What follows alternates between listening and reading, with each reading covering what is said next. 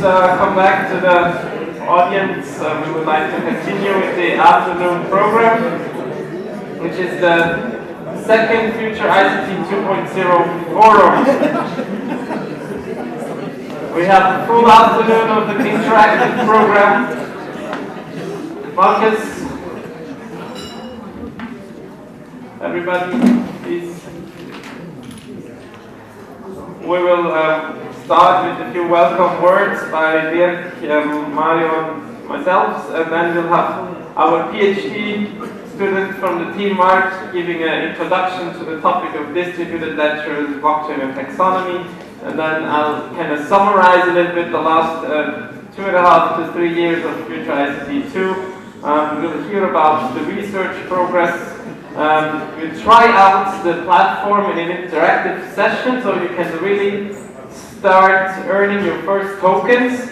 And then, especially during the break, we will run an audience game where you can earn sustainability tokens, and there will be a great prize for the person that earns most tokens during the break. I'm not going to spoil what the prize is about, but Mark says I should, right? Okay, it's the equivalent of one Litecoin, which is actually one third of an ether that you can win during the break, which means like you need to have the software ready and installed. You find these little cards with instructions how to make MetaMask running on your mobile or on your laptop, and if you haven't got one, there are more of those in the entrance. I guess Boyana will go and get them and can distribute them around, so you'll make sure you have it. And then we will crown our token hero and start with some more in-depth discussions around governance and use cases. But now I would kind of give the word to Mario and to Dirk to give a few introductions. I don't know who would want to start from here. Maybe I'm starting. So, actually, the FuturICT idea is more than 10 years old by now. It came up just ahead of the financial crisis. It was looming in the background. I said, we have to take care that we wouldn't see cascading effects because it would make the crisis 100 times bigger. And in the end, it would destabilize societies and the political system, and this is basically what we're seeing right now. We said we understand the universe much better than what's going on this earth. That has to change. We need to understand our social and economic systems, in particular the interaction also with the environmental and the technological system. And so we proposed a number of things, such as a larger nervous system to create awareness for what was going on, a world simulator in order to look into alternative scenarios, that means the opportunities that we had really for the future, and a global participatory platform. All of that should have been socio-inspired and ethically aware, so ethical ICT was really one of the big things, and there were a lot more ideas, and we were doing very fine until the end, and then people were shocked that this thing was stopped. And many people thought nobody would ever talk about it again, and instead we got a surveillance nightmare in all societies of the world. Minus ethics, minus democracy, minus participation, all these kind of things. And somehow all the initiatives that I started that basically put the digital future together with the world democracy this was really harassed, I should say, suppressed. So democracy was not part of the plan for the future, it seemed, in many cases, when it came to the digital revolution. And now if you see what is happening, we're basically in a global information warfare where we have really a fake news epidemics, disinformation all over, hate speech and all of this. I tend to say the digital revolution may have taken the wrong turn, even though really digital technology could serve all of us and nature and create a world, a better world for all of us. But the FuturICT idea couldn't be killed. And after FuturICT came FuturICT 2.0, and obviously Mario, our coordinator of the project, and Stefan and many others have contributed to upgraded ideas, and we came up with digital democracy concept, how to boost collective intelligence, and we came up with this concept of combinatorial innovation and platform for informational self-determination, and new Fin4 Plus platform for social ecological finance, a multi-dimensional real-time feedback system which would bring together the Internet of Things with blockchain technology and people in a bottom-up way. And all these participatory approaches like participatory resilience, participatory sustainability, that all came out of this activity, I should say. And it has excited a lot of people, and we can clearly see that other initiatives at global control of the world in a data-driven and AI-controlled way. This is not going to save us all. So we need to have a new approach, and here are some of the ideas presented this afternoon, and I'd like to thank you very much for joining in, for contributing. There have been really some people extremely engaged for the progress of these ideas, and I think they've taken off. They cannot be ignored anymore on the world stage, and basically this will change the world to the better. Thank you very much, Dirk.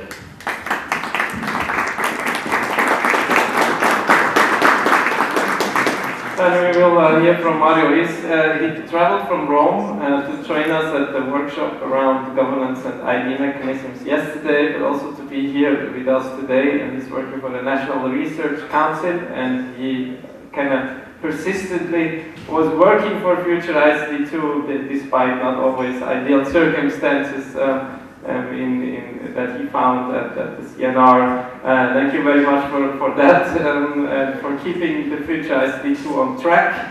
And please let us hear your thoughts. Well, very briefly, because I think that everybody wants to see the finance demonstration, but just to give you a bit of context, first of all, let me join with Dirk in thanking you, everybody, for coming here. I'm very happy of what happened in FuturICT, in the end, the FuturICT 2, and I'm glad that I even partially helped to make it happen. It was a project that started after all the first initiatives didn't succeed, and we tried to move forward some of the ideas that were included in the original project. So you will see we had essentially 3 lines of activity. One is the one that you will see today, and is essentially concerned with the Finance for X, or name is changing project.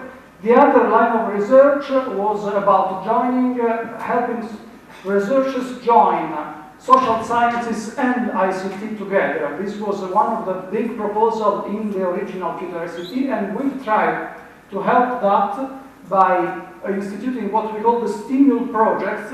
You will not see them today, but if you go to the website, you will have some documentation, and you can contact me or our French partner, who was the initiator of these ideas. We have several of those joint projects already running and complete. The project officially finishes on February, even if we will have another year in which some of the partners may continue to work. And the other big challenge was to do simulations and experiments, which was my challenge. For a set of reasons, this is very delayed, but we did a big experiment in what we called, in fact it was a a game theoretical approach which is called the climate change game, which very appropriately would fit in this context. I don't have the data today, but what we were trying to do is to use a distributed platform to let hundreds of people play one of those games in which you have to take decisions on where to invest. And the characteristic of the game is that a potential crisis can be averted if everybody invests enough. But of course you have an individual incentive to let the other invest and you keep all your money. This was a remarkable experiment, not published yet, but you will see it appear also here when we manage to. Also because of the length, of the scale length of the experiment. It lasted several weeks.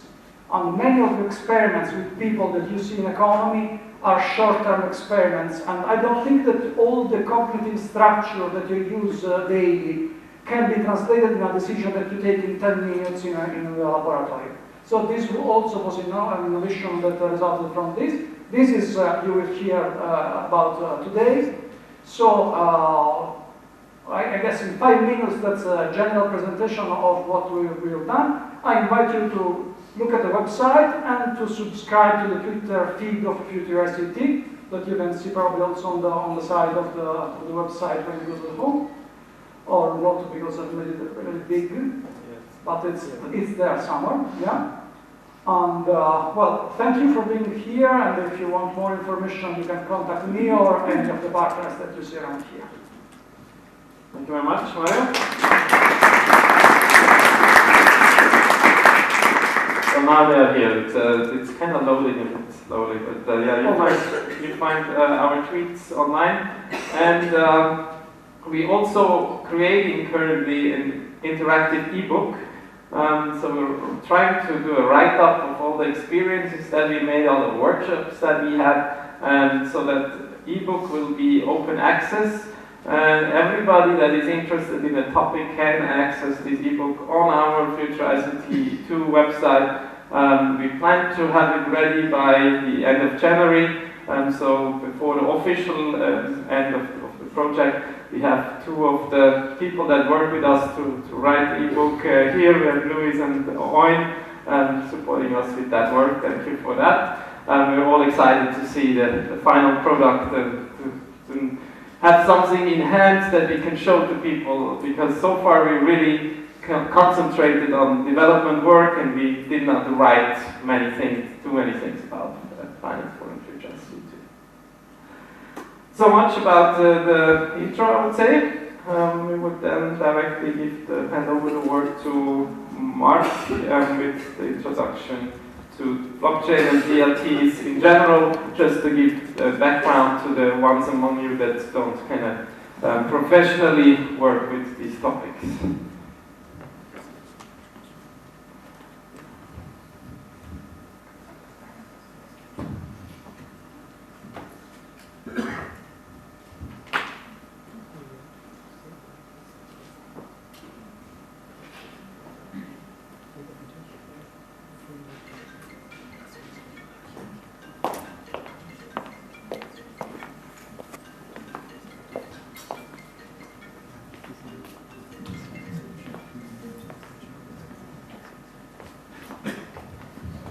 Okay, hello, my name is Mark. I'm a PhD student in the group of Professor Dirk Helbing, and I'm going to present you a bit, trying to bring you closer to the topic of blockchain and the crypto economies they are supporting. So some of you who already have been here, like our forum in February, some of you will know parts of the slides, but in the end there's some new slides, so try to be motivated. But yeah, so I'm trying to.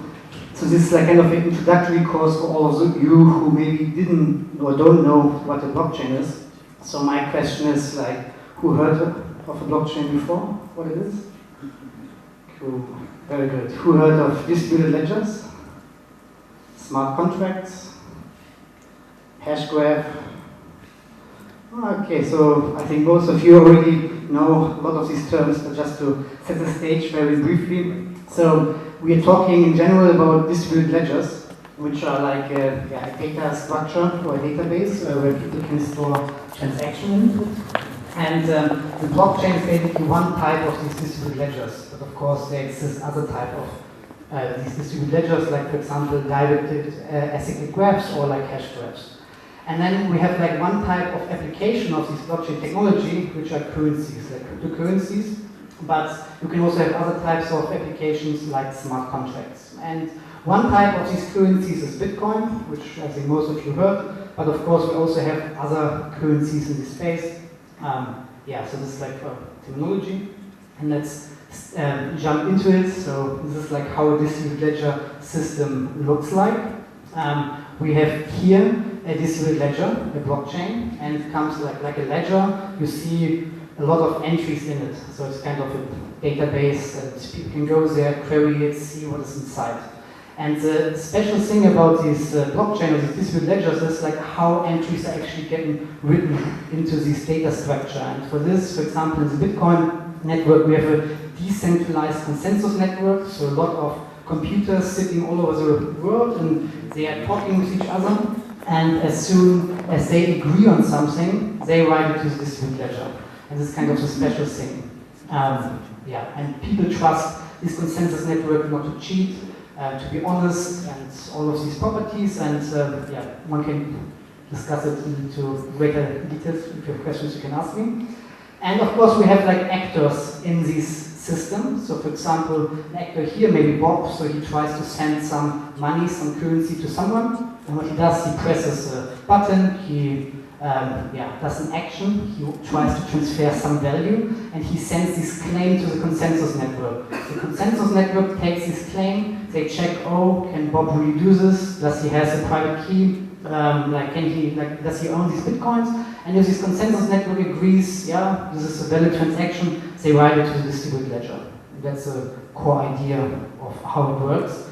And now comes the special thing, so evolve, like when these systems evolve, one could not only write transactions of value to this distributed ledger, but also smart contracts. And smart contracts are kind of code, and you can deploy now code into this distributed ledger, and what it actually ends up to be is like a computer, because you can put all type of codes, what you can imagine, like it's, some of these distributed ledgers are Turing complete, so you could even simulate a phone on the distributed ledger if it would have the computational capacity, and this makes it very interesting because now you can build all types of applications on top of this structure, which having this consensus network has some special properties. And this is how a distributed ledger system looks like.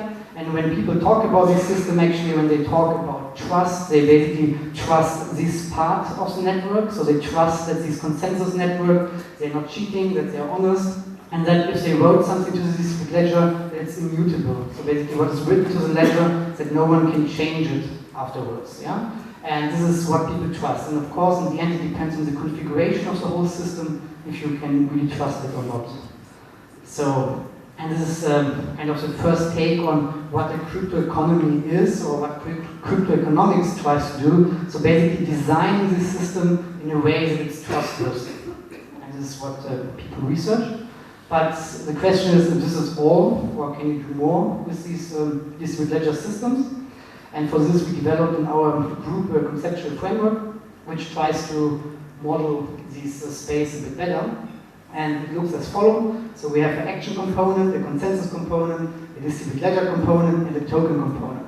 And yeah, so they're all connected with each other. So actors on the lowest level, they can make some actions. For example, they send some value to each other. They make a claim. The writers of the network, these consensus nodes, they take these claims, they check it, and if they agree on it, they write it to the distributed ledger.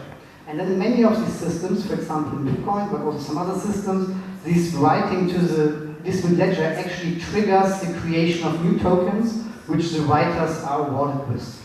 And so that's the reason why these writers actually do the work in this system. But why should they do this work? And for this, we say basically these tokens, they have an underlying, something which gives value to the token. And this value can lie in all of these four components. It can be in the action component, maybe the underlying is a commodity, which one has access to if one uses this token. But for example, it could also be that someone can access computation power on this distributed ledger. For example, accessing a smart contract. similar. And yeah, so one example is, for example, Ethereum. Some of you maybe know this blockchain. So people can write, or actors can write smart contracts. And when I'm happy with my smart contract, I send it to the consensus network. They check my claim, and they write it as a transaction to the distributed ledger. And with these consensus writers, they receive an Ether token for doing this work. And this Ether token actually has value because with this Ether token, I can access the blockchain again, which gives me access to this computational power of the Ethereum system. And you see now we have a closed loop because me as an actor, in order to access my smart contract again, I need to get these tokens from the writers. And so I will pay them maybe with money or with something else, so I do this work on my own, and now we have kind of a closed economy. And what we are researching on our group is like, can we bring this a step further? So what is when actually new tokens are generated also for actions? Yeah, so not just for writing to this ledger, but also the action itself. For example, like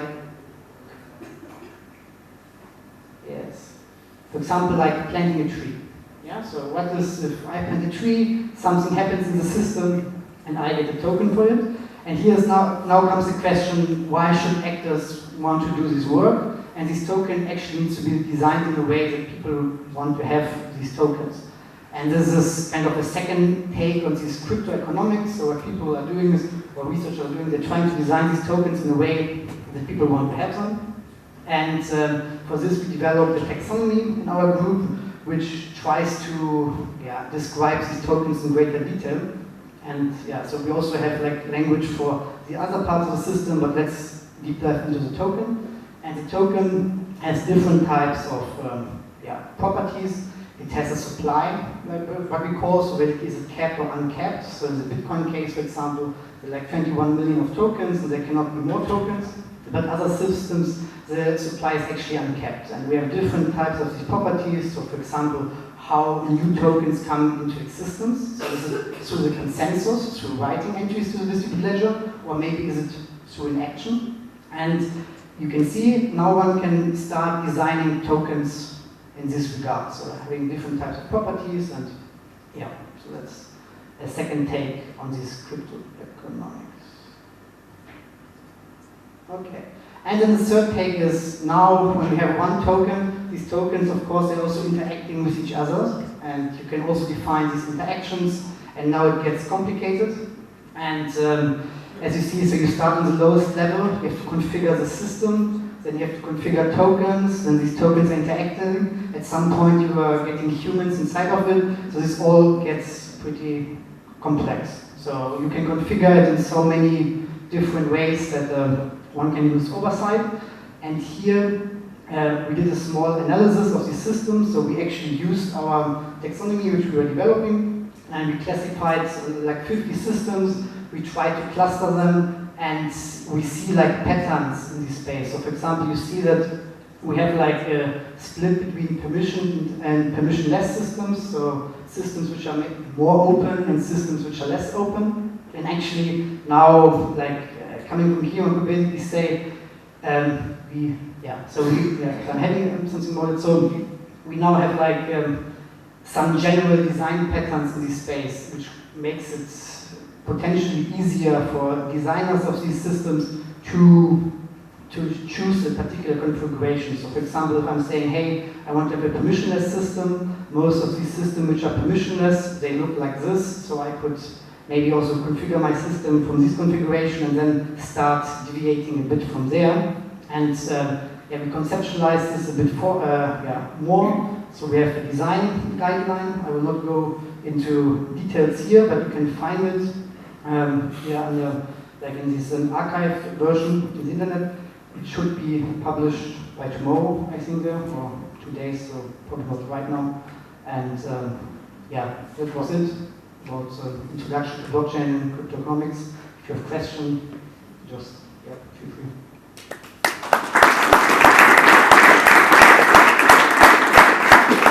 Thank you, Mark. We have time for 1 or 2 questions if somebody has questions around blockchain or taxonomy. So all little experts here now already. Good. Yeah, we'll directly continue. Maybe can we take this table down and put the all on it? It's not working otherwise.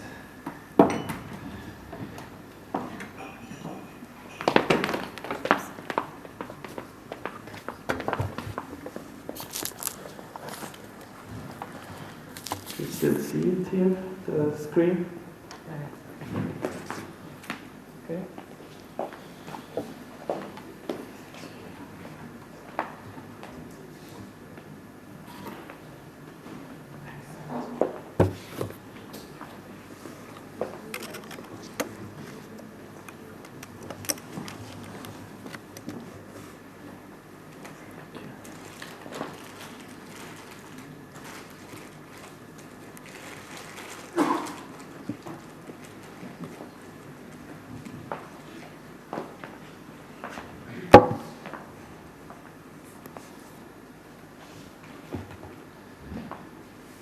So, it was just about 3 years since we started with the FuturICT 2 project. Remember, I was working at ETH Cost for Dirk's team, and then we were talking about all these ideas for a sustainable digital future, and then Dirk said, okay, you have to meet Anna Carbone and Mario Paolucci, because we were writing a new application for a new project, and I was like, oh, okay, interesting to learn. And then in a very short time, we drafted quite a compelling proposal, and we finally also got the funding, and this is how FuturICT 2 was created. So I would like to kind of look back a little bit and see what were the goals, what are the results, and what's the community that we created over this period.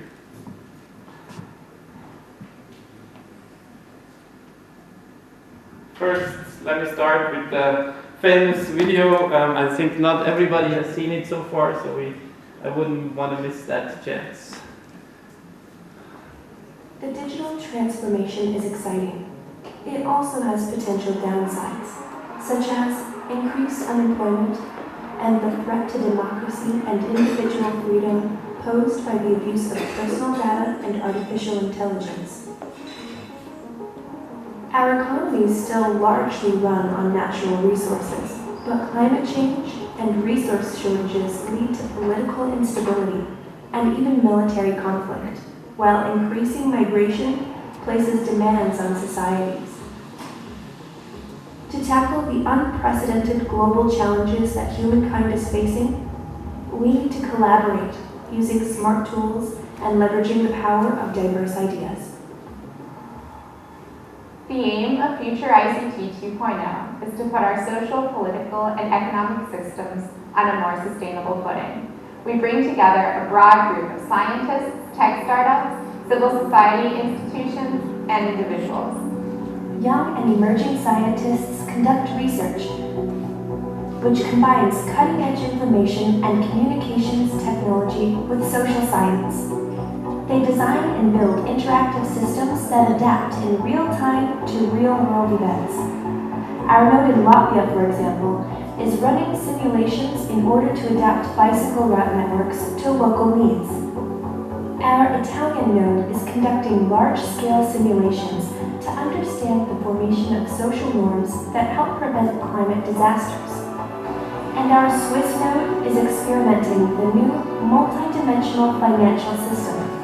Our current system is good at pricing goods and services, but bad at valuing social goods, such as an unpolluted environment or a stable democracy.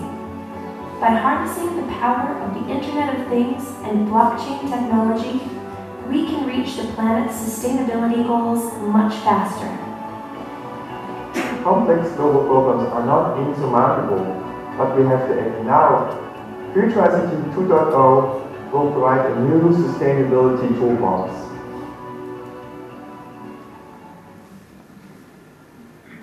So So those are big words, big promises, right? We can reach the planet's sustainability goals much faster. We did our best to kind of come up with a compelling vision and a platform that gives you an impression how this could actually look. But first I would like to give you a... Sorry about that, that's someone... The digital transformation. So, yeah, I would like to give you the bigger picture. So in 2017, when we talked about this concept, we wanted to embed it into a bigger vision around democracy, big data, and artificial intelligence. Because if you think about these things more in depth, you're going to see that it's actually not just about sustainability, it's also about what is your individual freedom in such a system and how can you participate and why not. So I had a speech at the University of Zurich, and somehow it seems like we hit a nerve with the topic because the room was completely sold out and there were lots of people kind of interested in what we have to tell about our vision. The challenges were identified, right? It's a global fight around natural resources that has just begun. It's growing inequality. It's actually a graph that shows that the actual inequality is much bigger than what people think it is. And we have a new digital media, new ways of information flows around, it creates what we call filter bubbles or echo chambers, where people just learn about things that they hear, and they hear it because they kind of engage in a certain community, or they have certain preferences, and so they get only certain content that they see or hear. What can we do again about this? And we said, okay, there's actually, if you think about it more in depth again, there's only two ways to go down the road of kind of making sure that we become more sustainable as humanity.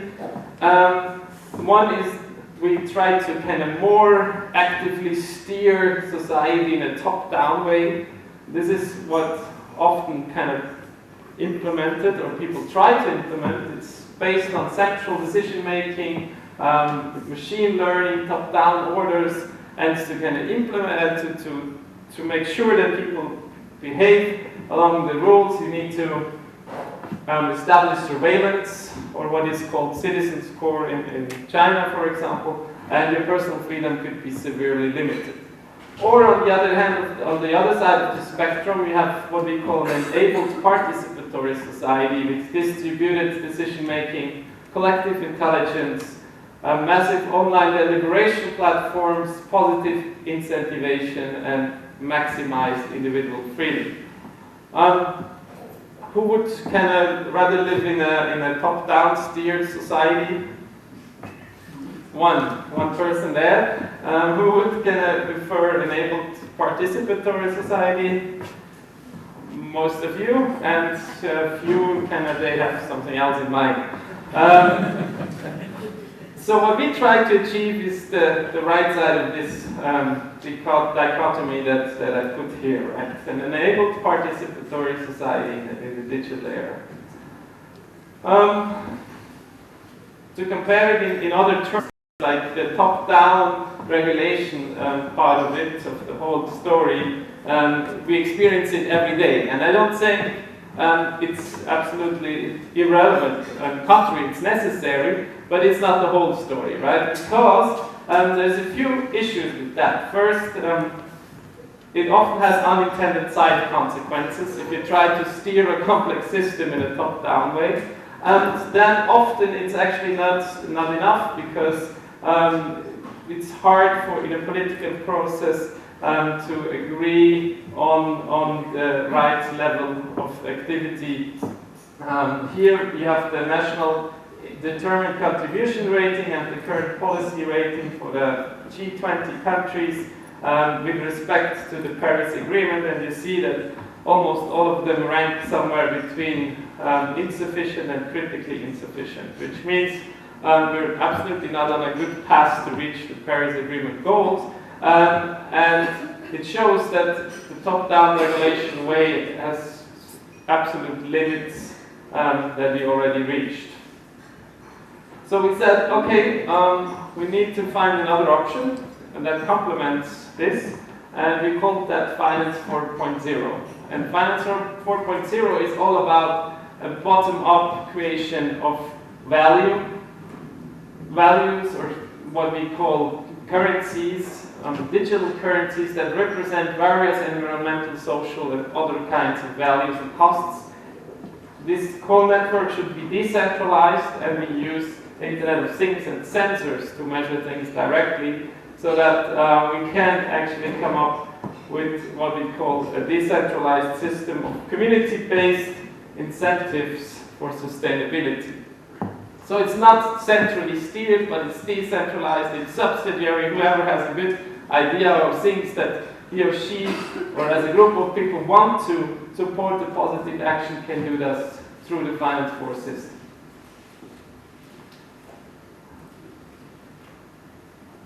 For that, we have another video that explains that a bit more in depth.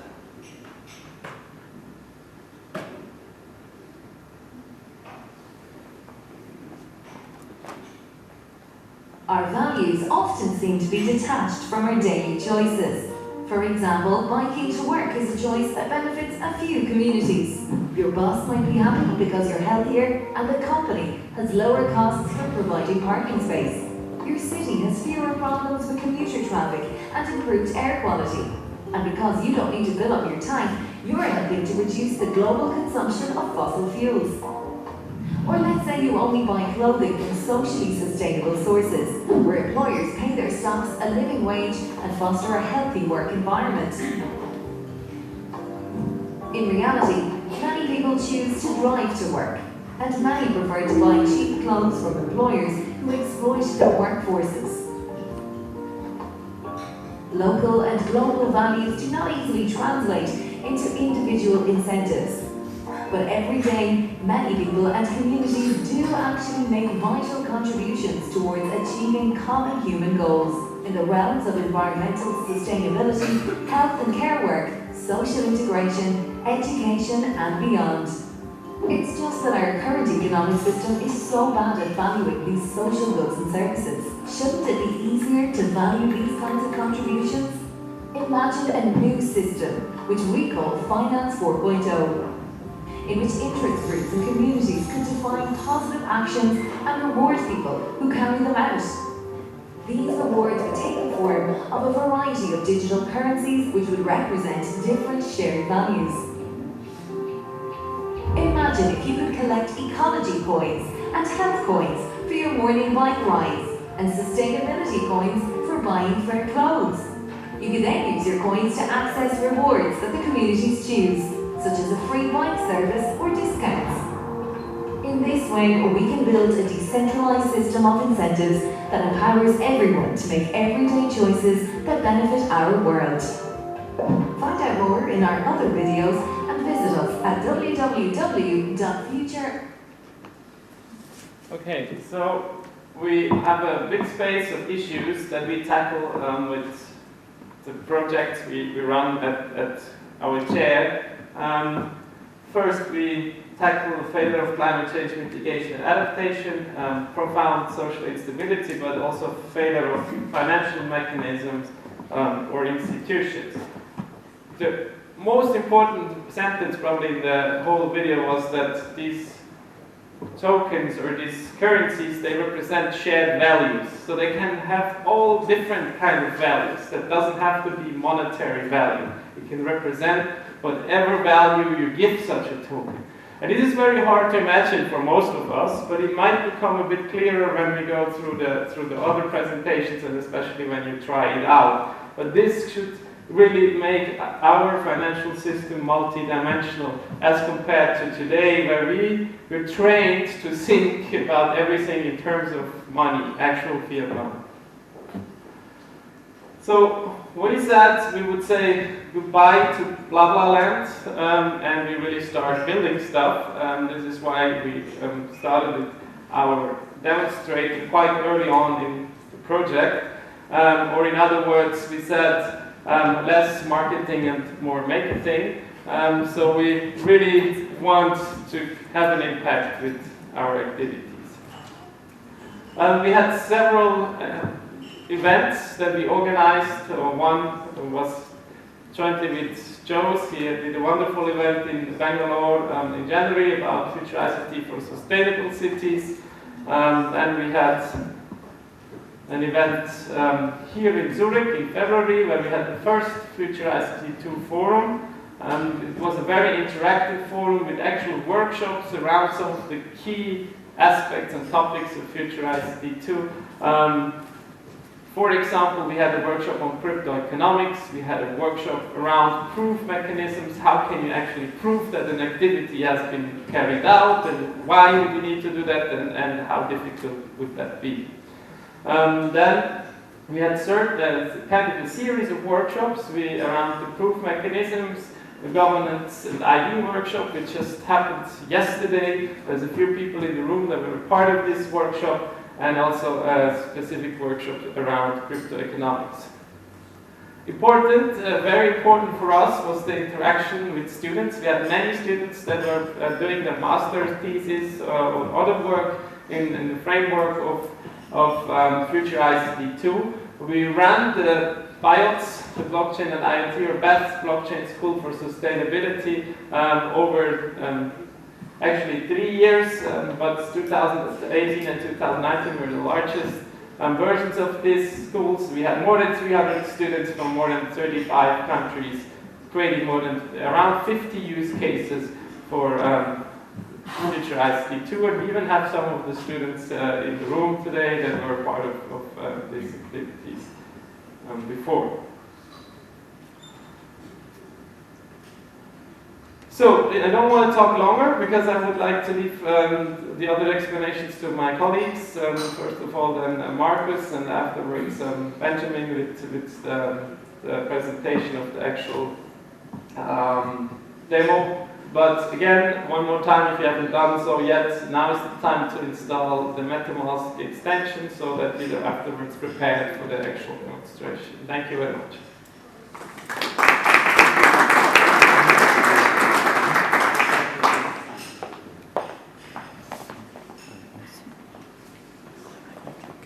Yep, ach so. Brauche ich ein Mikro? Ja.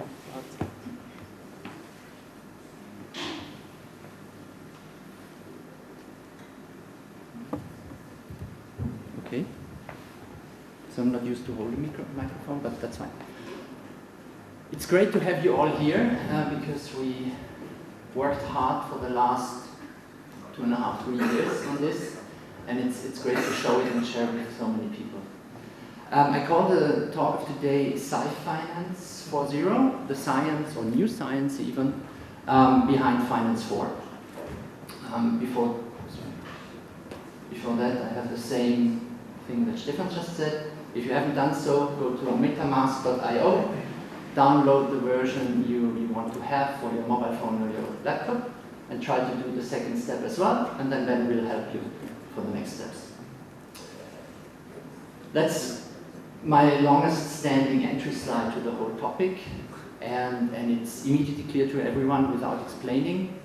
Global challenges are abundant, and the problem is there are so many of them, and the reasons and the causal links are so complex that today we are not sure anymore how to actually solve this. And one of the reasons why we ended up here is humans are very bad with long time distances. What we do today and the effects of it 30 years from now are just very hard for us to grasp. And so we started doing stupid things the last 100 years, and all of a sudden we are in a mess, and we don't know exactly how we got here and what happened. What if we could compress time by giving people signals, good signals, strong signals, much earlier than these long time durations?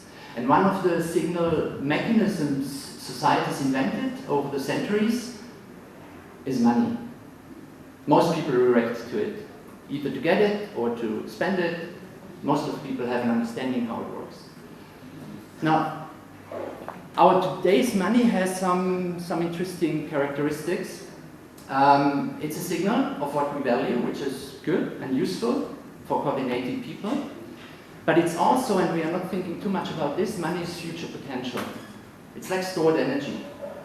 People who have a lot of money can move resources because they can pay people to move these resources. And if you don't have this money, you sort of have not so much energy because it's very limited what you can do alone. This energy is directed today. I mean, it's directed in general, but today it's directed towards maximizing profits. Basically, all of the money systems in the world aim for maximizing profits and minimizing costs. Everything else is considered to be an external effect or an externality, which causes all the problems we have. And today, at least in today's monetary system, the creation of this money is the privilege of a selected group of people, usually called the banks.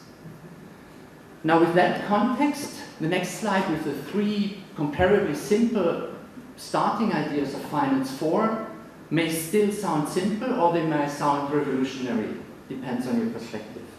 So we want to extend the concept of money as an information signal. Really blow this notion apart, what money is today. Explore new monies to represent new and different incentives, not just maximizing profits. And we want to do experiments at scale, which means letting everyone design their own monies if they find a use for it. A few design principles have been floating in different presentations already today. So we want to create an incentive system that drags people in different directions. That it's not just the money make me move here, but other aspects make me move in another direction. And then as a human, I have to somehow balance this tension. It should be bottom up, which means communities and individuals should be able to create these new types of money.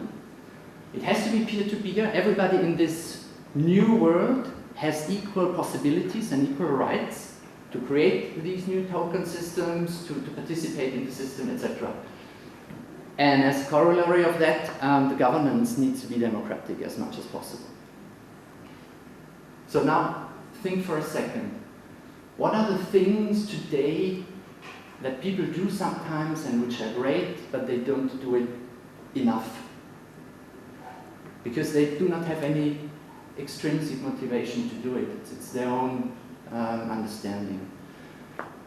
Now imagine you would give them additional incentives, which are visible, which at some point in the future actually may have the function of today's money. You could actually do transactions with it. What type of incentives would you like to create if you think about this? In your family, in your neighborhood, in your city, in your country, in another country? The possibilities are endless, right? And it's really thinking about complex systems. So because we are not just creating apps, we are not just creating a piece of software that works or doesn't. Even if our software is more or less bug-free, it's still possible that it doesn't work because all the assumptions about what type of economies would emerge are wrong. So the challenge is much higher. We try to create new economies, applying cryptoeconomic design and distributed ledger technology. And you can see on the right there are a few things to think about when designing such systems. So that looks complicated, but it can also be very simple. And that's also maybe too simple, but my favorite example. You plant a tree and you prove it somehow to the system and you get a tree token. And of course, you do other things. You recycle your stuff, you use renewable energy, you clean the ocean, and you act in other positive ways, and you get other tokens, recycled tokens, energy tokens, clean tokens. You name it. It's just your imagination which is limiting this. A bit more schematic, users of the system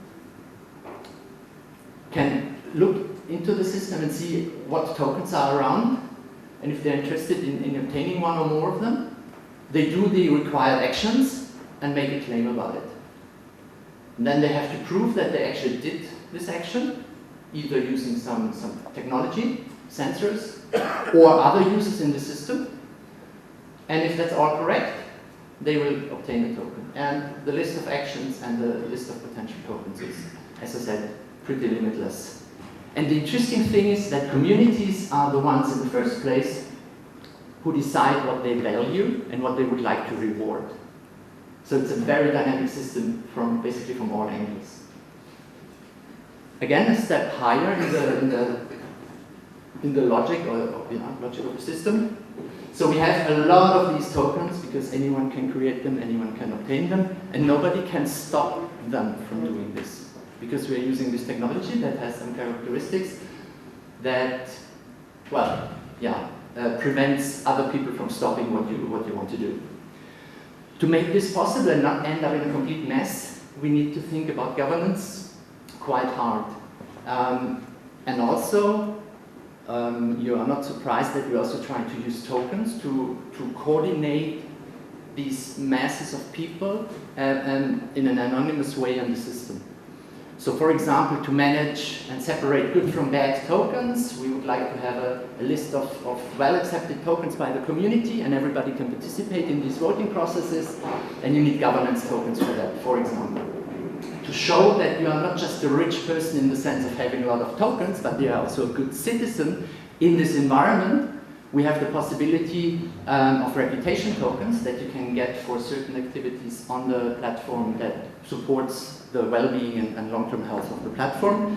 And a few more ideas around economic aspects. Why should whole communities join this Fin4 system, and even more in the future, could that be a source of self-sovereign identity conception?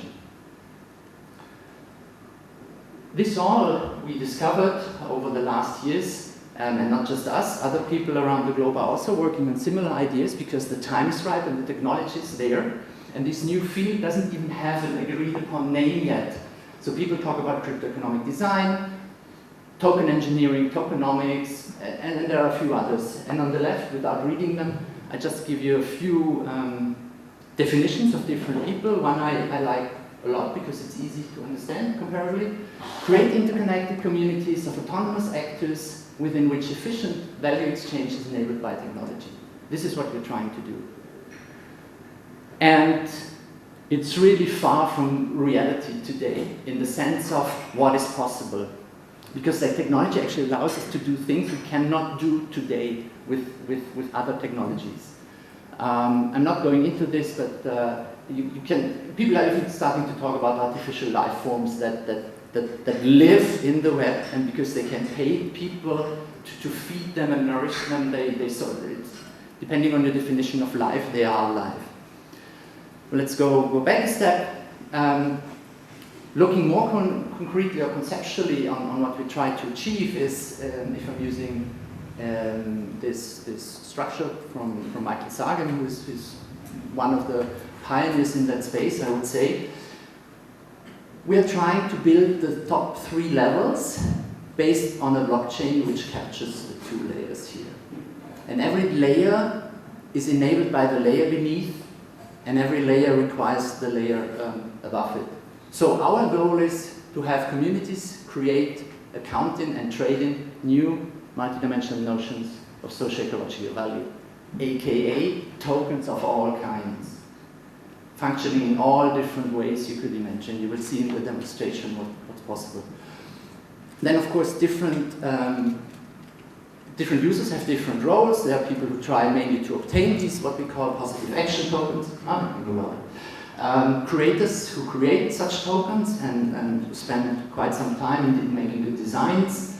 And of course, people who prove other people's actions so that the whole cycle is closed and the system can live on.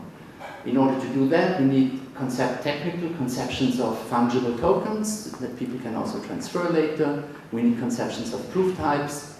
We need a registry that allows us to distinguish high-quality, official positive action tokens from others, etc., etc. So we call this system Finance 4 because we say it's going beyond today's financial systems because it has a clear dedication to create socio-ecological value, and it should be democratic.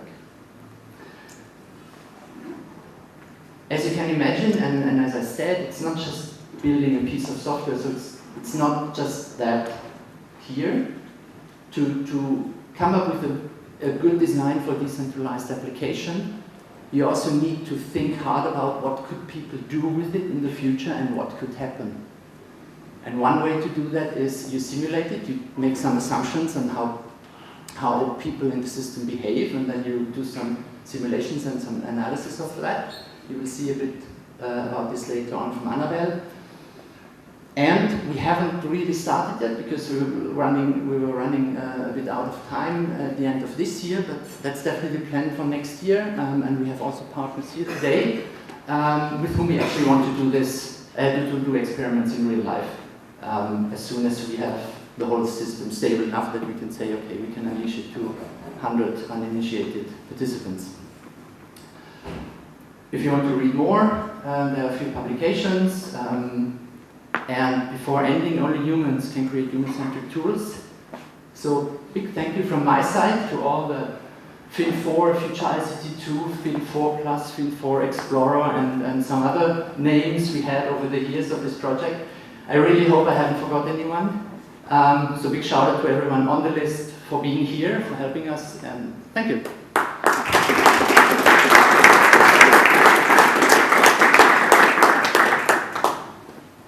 Thank you, Marcus. There's probably questions. Eine Sekunde, der Marc ist doch noch dran. Ach so. Der Marc ist noch dran. But Mark is also first. But maybe there are questions around the concept of Finance 4 and its implementation. You can ask anything. Anyone? Raphael in the back. I was wondering, so you said there's a closed circle, but you were not talking, so we're talking about the creation of tokens and so on, but not about the consumption of tokens. Yeah, exactly. Do you have any there are a lot of different cycles, and the cycle of circle I was referring to is the action, proving, token, obtaining cycle, which has to be closed as well in the first place. But you're right, I haven't been talking at all about what happens at some distant future, or hopefully not so distant future, when all of us have such digital wallets with several dozen of different tokens, and you meet with somebody and you want to have some sort of transaction. How would that run? And there are a lot of projects currently already going on thinking about how can decentralized exchanges of such tokens work? How do you value them? How do you come up with a pricing model that actually works, right? Where does a Bitcoin or an Ether get their value from? And do we actually measure value in fiat currency, or do we then have something that lives on the platform?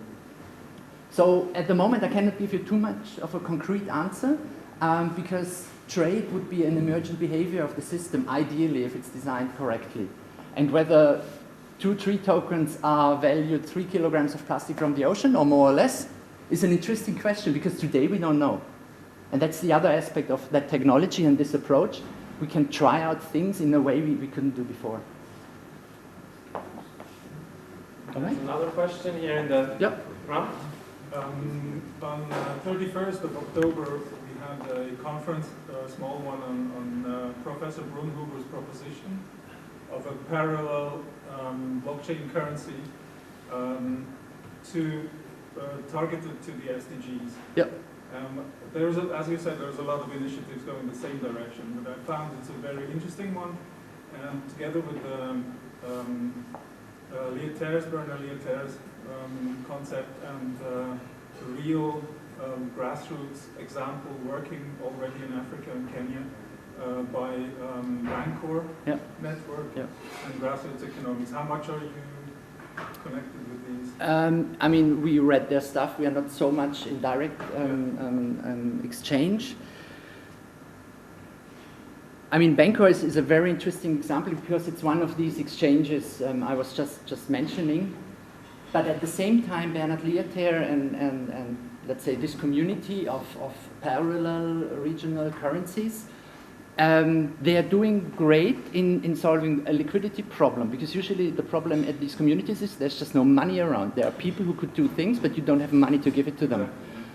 So they create a parallel currency that floats more or less independently, etc. That's exactly a developing world problem that's more urgent there. Exactly, which is great, and it solves the problem.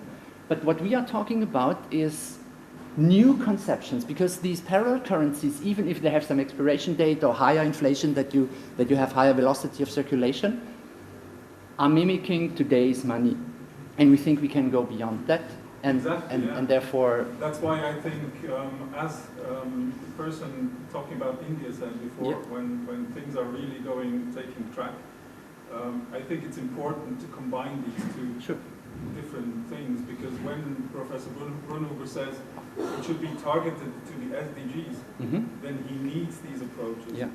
exactly. with a lot of multidimensional approach.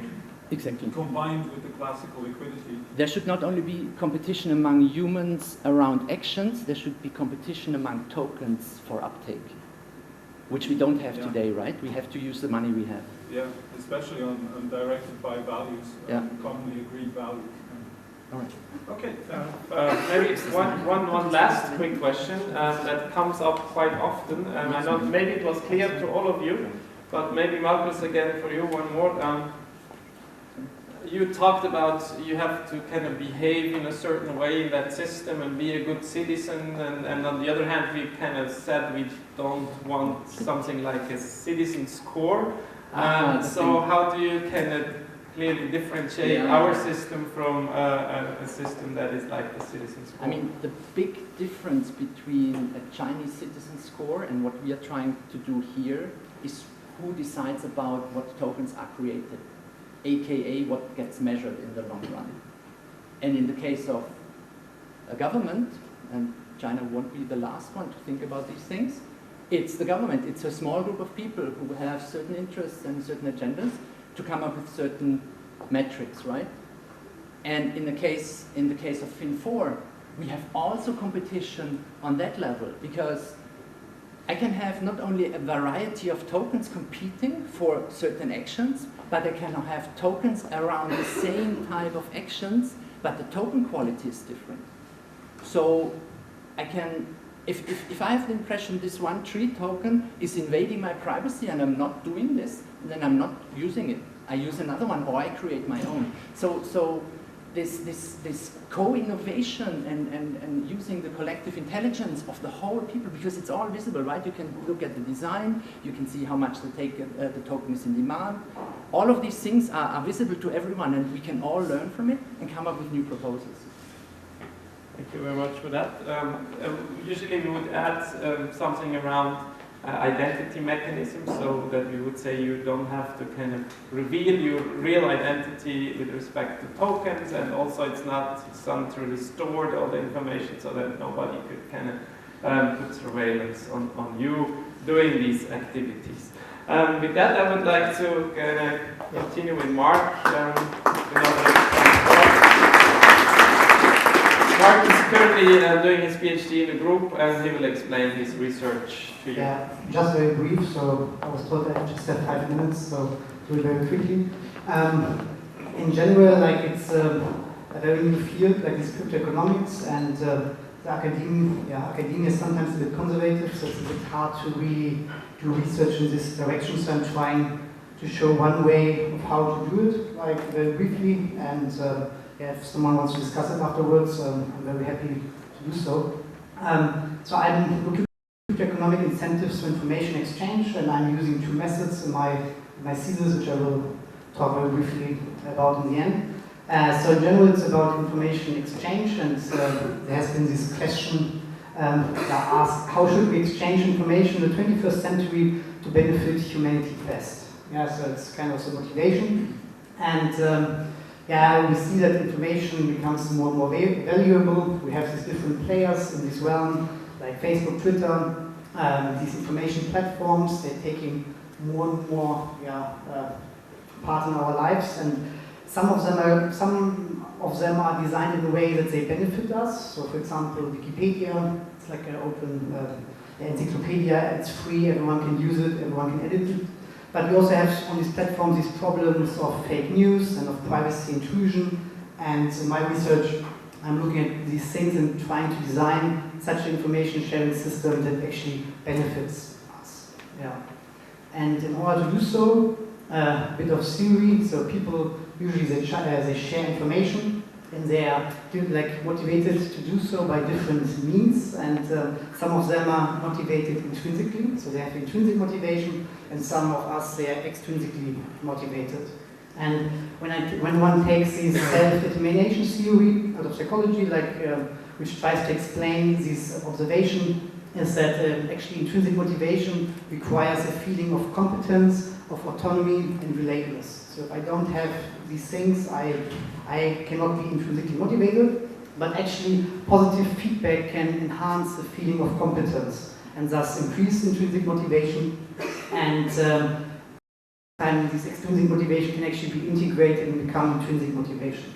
And we have this different observation that we also see this crowding out effect, so that misaligned incentives actually decrease my intrinsic motivation. So often this is observed with children, so they bring a good grade home, you give them some money, and after some time they only do it for the money, and when you stop giving money they will not perform so well. So it's kind of a problem here. Yeah? So if you put the wrong incentives into society, it can also go into the wrong direction. So the goal of my thesis is to design competence-enhancing personalized incentives. And for this one can actually use these cryptoeconomic tokens. This has been mentioned in literature. And as Marcus pointed out, one can use these tokens to actually promote the good and lead to benefits in society, like solving the UN SDG goals. And the question is how to conceptualize these tokens. So I will not go into details, I just talked about it beforehand. So there's some theory of how one can actually design these tokens to address some things. And so now to my research, information sharing communities. For this I'm looking at such kind of a community.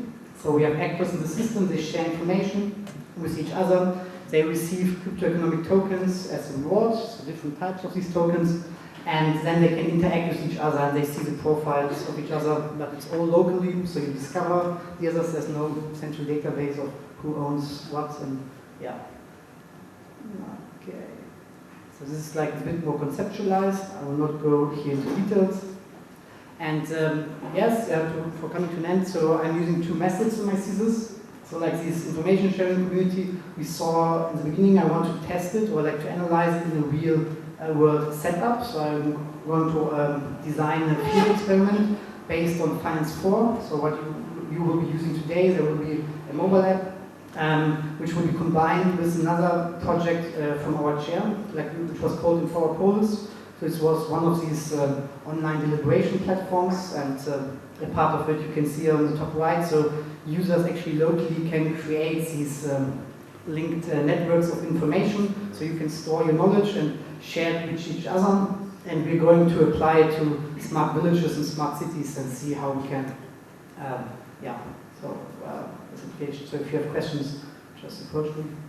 And the second method of analyzing this community would be actually through a simulation, agent-based model, where one tries to model as well as possible single actors in the system and see what happens now if we have many actors interacting with each other. And this can get very quickly very complicated, so I will not talk about this now, but if someone would like to collaborate or has some questions, you can talk about it. And references. This is how one can start coming from an academic point of view to this topic. And thanks a lot.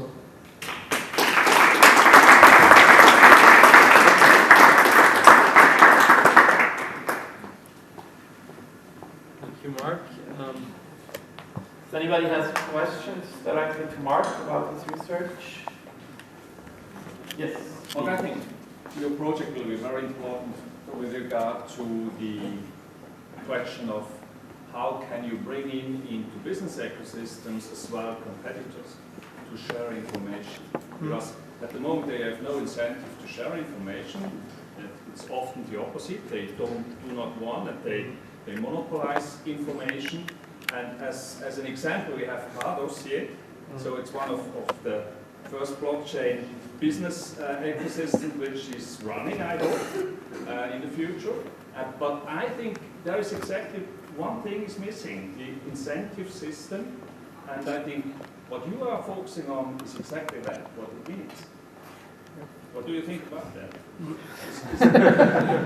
Yeah, I also think so. So it's like incentives are misaligned often, and yeah, you have these big corporations or big companies like having these silos of information, and yeah, two sides of problems. So it's first, like we don't know what they're doing, and then the second step is very inefficient for our society that we have like one silo there, second silo there, and there comes these semantic web technology or like linked data ontologies inside. So basically creating pieces of information which store information by itself inside the structure. So what basically our approach nowadays is we have a lot of data and we apply machine learning on it and trying like some statistics, trying to get information out of it.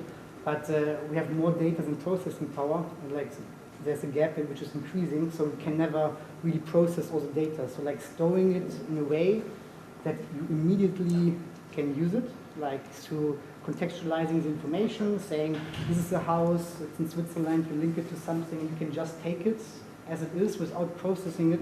And I think they are like, yeah, so and I think when companies should share information, this would be a necessary step, like to kind of link these different data they have. Because right now we have an Excel table there, an Excel table there. If you just share it, it would not help too much. So you also need to understand it, and as soon, and if you only can understand it with processing power, it's very inefficient. It will not, I think at some point it won't work anymore. I think we already see it because there's a lot of data, but you cannot use it really. And primarily, it's a question of access to information, and I think, especially in the e-patient dossier which we are building now in Switzerland, I think blockchain would be a much better technology to do that. Let's discuss it. Okay. Another question? Okay. Quick question, quick answer. Otherwise, it's just a comment. In India, once they started the smart city project, they found that different cities and different departments are generating data in different formats. So now they are, through our Indian Institute of Science, bringing out something called the UDIX, Universal Data Standards, from the city's point of view. So everybody or all the cities have to mandatorily follow that standard of data collection. Then they will make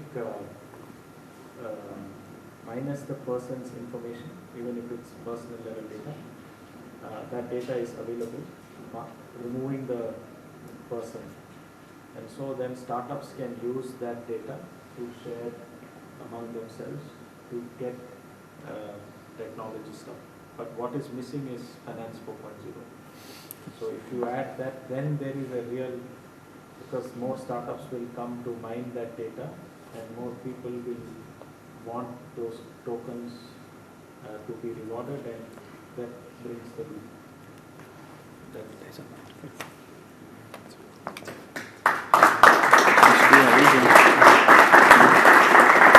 Okay, then we will actually come to the heart piece of this afternoon's presentation. We have Benjamin with us. We're lucky to have him with us for a few months already. He was kind of relentlessly working on kind of upgrading the platform, making it accessible to everyone, and finally and especially make it decentralized. We had a platform before that was created by one of our former collaborators, which was working very nicely, but it was not completely decentralized, and now we finally have the completely decentralized version. And Benjamin will present to you how it works. You can try it out with him and get prepared for the challenge in the break. Thanks, Stefan. We'll see about the accessibility. I hope it's good enough. You will be the judges of that. And I'm Benjamin. I didn't put my name there. I forgot that, but at least an icon. So before I start, last chance to install MetaMask for people who want to participate, and for those who want but don't have a phone or don't want to put stuff they don't know about on their phone, I have 6 phones with me ready set up to use. So I would, if anyone's interested, I have a bunch of phones here, and Marcus will distribute them, and if you would just put a name here so we make sure we get them back. For the challenge, it's fine to have it on the laptop. Yeah, laptop is fine. Laptop is even better than phone. Okay. Yeah. All right. The agenda, just 3 main points basically. I will showcase the tokens that we're going to use today and how the Fin4 Token Hero Award is going to work. Then we will get ready to participate if you are not already. And then there will be a demo part where I will show some stuff here, and then all of you can get your hands on the software. Sneak preview, this is how the website looks like, or in the app on the phone it's the same thing, but sort of like shrink to 1 column. These are the tokens we thought about for you to obtain today. There will be 4 different tokens that you can claim, and you need to provide, for each of them, when you claim them, you need to provide proof that this actually happened, right? The first one, that's not there on the platform yet, I will create it with you in a walkthrough so you see how to create tokens. The presence token that proves that you're here right now. The proof will be a password, and it can only be claimed once. Location would also make sense, but I left it out because on Android phones the location requestion doesn't work. And you will get 2 tokens per claim on this presence token. The second one, the idea token, will get 1 token per claim, but you can claim it infinitely many times. And here's the idea, basically you alone on your phone, your laptop, you have an idea and you claim it as a token. Then the third one is a happy moment token. You get rewarded with 2 tokens per claim, where the proof is you upload a picture of a happy moment, and that can be a selfie of yourself with someone else or something in the room, whatever you think is nice to share. And then the fourth one, the sort of most challenging one, or where we start to see what you can do a bit more complicated setups, networking token. Basically we want to encourage you in the break that follows afterwards to talk to other people in the room, and after having done so, you will scan the QR code of the other person and you submit a claim where you give a bit of a snippet what you talked about, and then the other person has to approve that this happened. Only if the other person approves, you get your token. And as suggestions what to talk about in your networking token conversations, or also for the idea proofs, we would suggest 3 topics. What Fin4 tokens can you imagine for your private or professional life? Feedback and new features for the Fin4 platform, and insights and interesting moments you had today. I will bring these 3 things up bigger later when we go into the break again. And then after the break, there will be the Fin4 Token Hero Award, where one person who claimed the most tokens out of these 4 that I showed will get the award, which is a so-called paper wallet for Ethereum with the amount Stefan mentioned, a third of an Ether. Yes. Yeah, you can either use your own device if you install MetaMask, as has been said a lot of times, or you take one of our phones. I hope that worked out the distribution process. And laptop is even best because some of the things don't work on mobile, which is not necessarily my fault, but also the fault of the MetaMask mobile app, because it's in early preview, so there's still lots of bugs that they're working on. And yeah, okay, let's assume you have the mobile app open right now, and you created a wallet. And then step 3 and 4 on this little piece of paper, it says that I'm going to walk through with you together. So in the app, you click on wallet, and then you click up there, and you change the network from the Ethereum main network to the Rinkiby test network. That's just a few clicks you have to do. Because we are not yet on the main network. The main network is where stuff costs real fiat currency, real money. On Rinkiby, it doesn't cost anything. And on desktop, it looks quite similar. It's a little fox top right, and then you change the network in the exact same way. Then the final step before you're ready to participate is you need to get some Ether. You need to get a bit of an amount of the currency to participate, because every interaction you have on the platform costs you Ether. To do so, there's two ways. Either you go by a sort of official faucet, it's called, that is not owned or made by us. This one here, there you can get a lot of Ether at once, but you have to socially authenticate, they call it, to avoid abuse. So you have to tweet about it or make a Facebook post. So, and if you don't like it, that's perfectly fine. Then you can use ours, which doesn't have that kind of mechanisms. It only gives you 0.1 Ether, and only if you don't have more than one. So that's sort of the barrier. And that happens directly on the website, on demo.fin4.net. And if you click that button, if you all click at once now, it might bring my little faucet server down. But I hope it will work, and have some patience, and then you will get 0.1 Ether. It's already there. Yeah, the phones are distributed, they all have 3 Ether on them already, so you're rich. That's cool. Yeah. Okay, time to get hands-on to show you the D app, the distributed app. Just as a warning, there will definitely be hiccups and little things that are not super polished yet. For instance, on mobile, the push notifications don't work yet. So if you make a new token or claim a token on desktop, it looks really nice. You get boof and it's there. Mobile, that doesn't work, which is not my fault. It's like here you can see the issues on the mobile mask GitHub repository. So some of it's on our end, it's on development, and on their end, it's on development, right?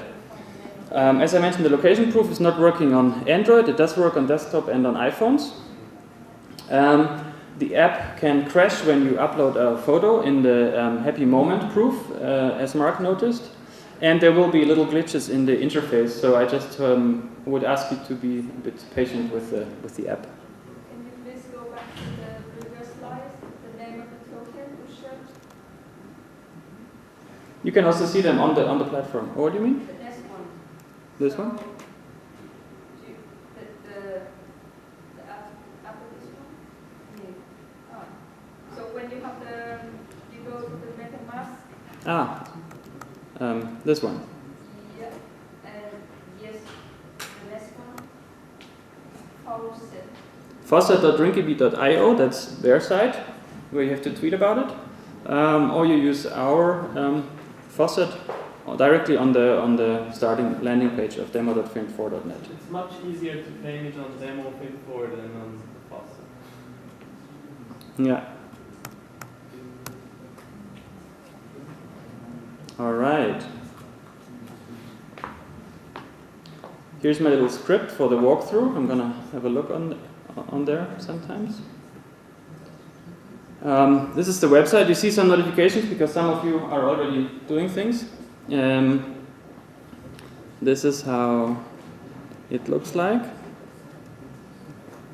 Boom.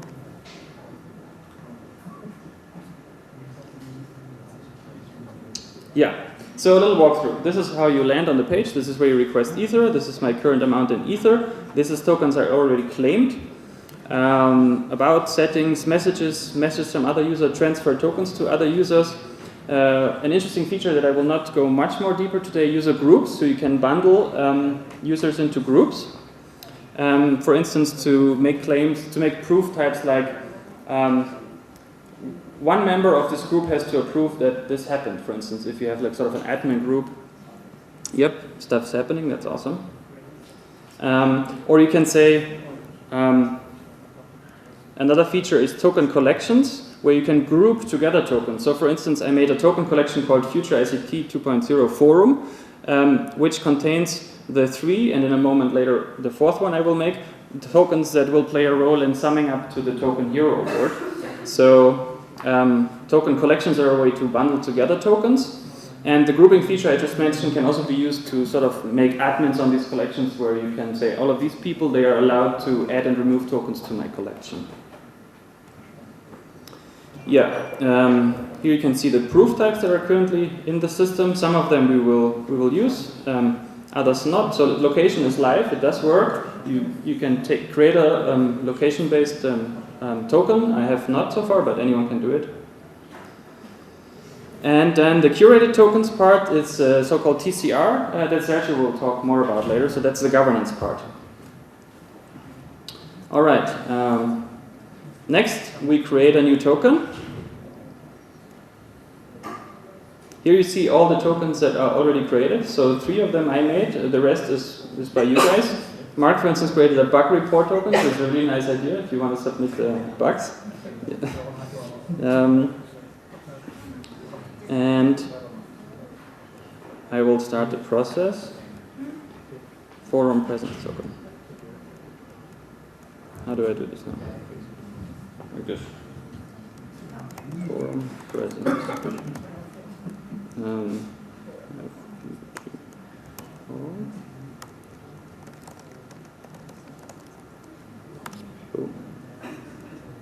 Okay, and the next step of the token creation process / wizard, you're asked about token properties.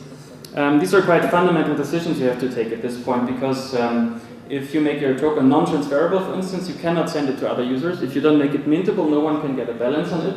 So these are very fundamental decisions you have to take about your token here. For advanced users, for normal, I would just go with the default, so we go next. This one we also skip. And here I can say, when people claim on this token and they successfully provide their proofs, will they get a fixed amount of tokens, or can they self-define how much they get? In most cases you want to do fixed, otherwise people can just mint themselves rich with one claim. Just have to look what I set as a 2, yeah, 2 per claim. All right, and now we come to the interesting part. Now we add proofs to the token. Here you see all the proofs that I showed earlier without the details. So let's do. This token is only claimable one time. Plus, you need a password, which I will not say out loud. I will say out loud. This is the future, is the password. And if you know this password, you can claim this token. This is the future. Finish. And now what pops up here is the MetaMask. This is the whole reason for having it, because it's basically your wallet in the world of blockchain. Because now we're trying to sign a transaction, it's called. So we're trying to change the state of the blockchain, namely creating a new token. And MetaMask helps us to expose our private key in a sort of secure way. Because only with our private key we can sign transactions. If you click just confirm now, it will take half a minute to 2 minutes to proliferate through the network. I can speed it up, so that's also a trick you should use when you try things out, because we're in Rinkeby, it doesn't matter if it costs a bit more. You click on edit and you say fast. See, if I wouldn't have done this, we would have waited 18 minutes for this transaction, which is a bit annoying. So we make it fast by paying a bit more of a gas fee. I confirm. A second one will pop up for the parameter or not for FuturICT. Nice. Okay. Okay, let's see.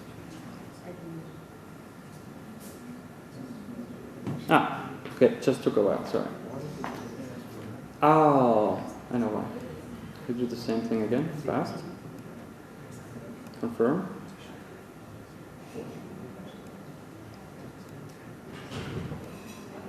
So the token creation process can take a while if you take it seriously, but that's also good, because creating a token should be sort of an important moment in using the system. Okay, token is successfully created. That means it shows up here. It also shows up here for everyone else of you. A note on that, if you're on mobile, as I said, you don't get these push notifications. That means it will not show up here unless you press reload up here, the little thing, or you use the MetaMask function of reload, bottom, the 3 dots, and reload. Here's the QR reader, by the way, that we will need later for networking token. And as I said, I wanted to add this to the list of no, not this one. Forum presence token.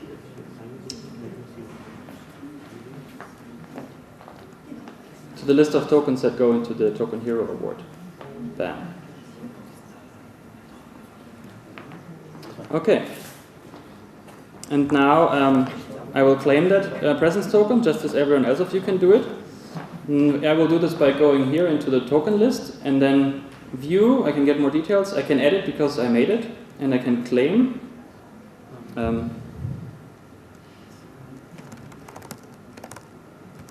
So.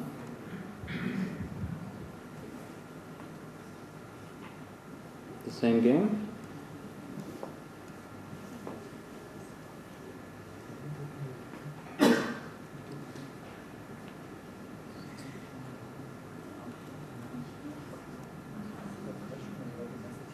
Yep, there it is. Here's my forum presence token.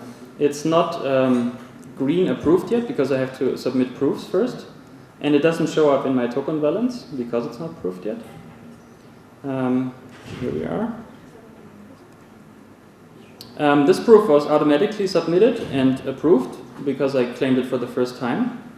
And the password.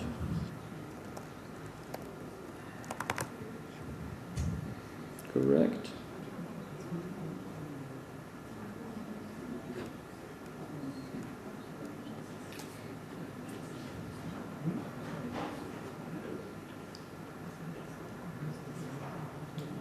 And in a second I will submit a second claim just to show that it will fail because of this proof type. I can actually already do it now.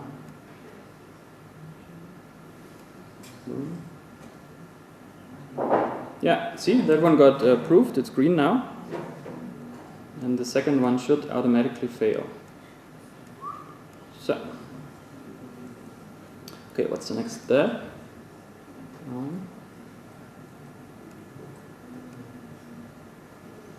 Add to collection we have done. Another submissions, yeah, good point.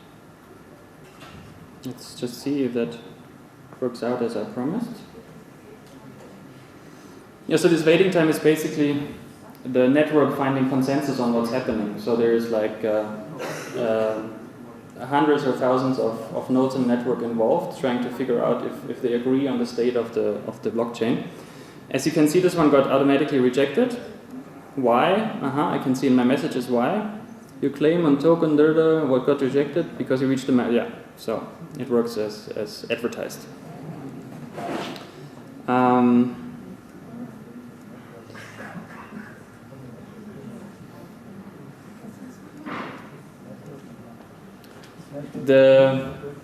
All of these tokens, one second. All of these 3 tokens have a new feature that's just built in since yesterday called submissions, meaning that when I go to the idea token, I view the token. There's a button here, see submissions. In there I can see what everyone in the room submitted. So it's kind of like a dashboard or stuff is happening. So far we have these amount of ideas. I tried to distinguish them by color and font size. And on the networking token, we have, well, that's nice. Good for you. Yeah. Happy moment. Nice.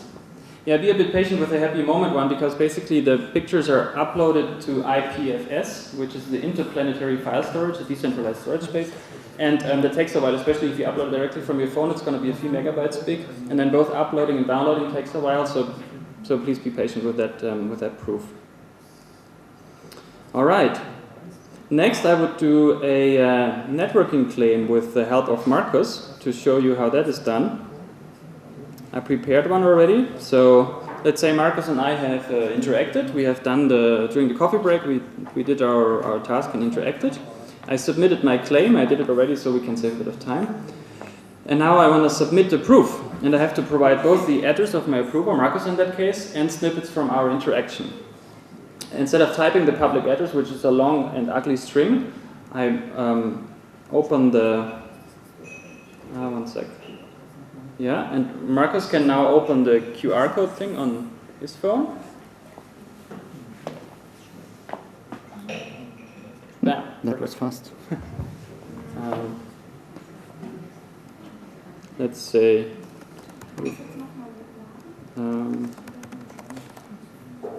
Yeah, sorry for that. Great stuff. We have to do it one more time. Perfect. Yeah, if the form suddenly empties, that's because stuff's happening in the background, and yeah, like now. Sorry, Marcus. One more? Yeah, one more time.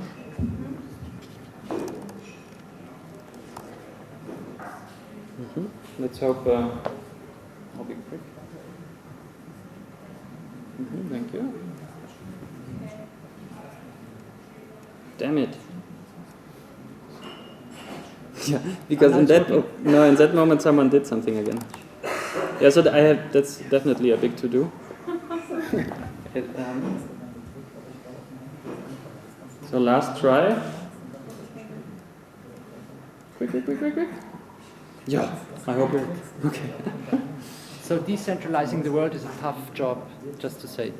It's an early stage of technologies on all ends, including the people who do this MetaMask thing, where Ben found 2 to 3 bugs over the last few days.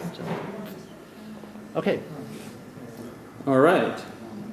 And if things go right, Marcus should get a message on his account that he has to approve the networking token. You have to refresh the yeah.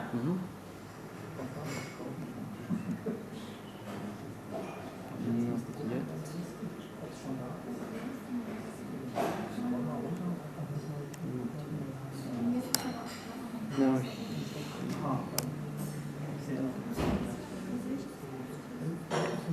Here we are. Yeah, perfect. I have even 2. Ooh. Ah, good.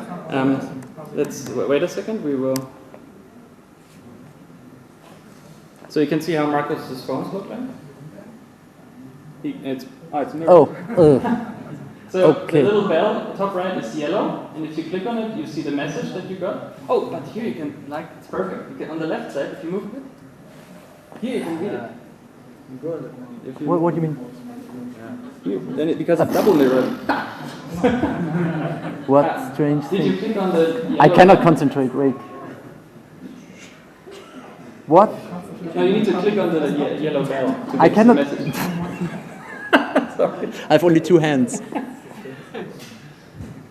Approval request. Let's try to show this at least.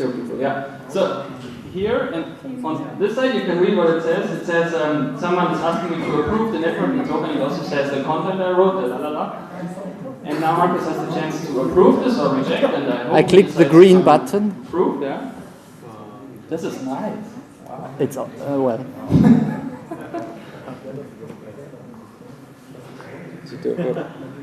And then transaction submitted, waiting for confirmation. just for fun. And did you change the gas fee? Otherwise, it will take a while. It should be okay. Okay. Yes. No, I didn't. I think I didn't. Yeah, on mobile you can change the gas fee just as I showed you on desktop. But the edit button is on the top left corner, which is a bit hard to find. So if it pops up for transaction on mobile, you click on edit up here, and here you can add a bit more gas fee to accelerate the transaction. But yeah, this one should go through. Yeah, it did. Fin4 networking token approved. I have a balance on the networking token, and I can see it showed up. And please do more meaningful things than what I put in here. Okay.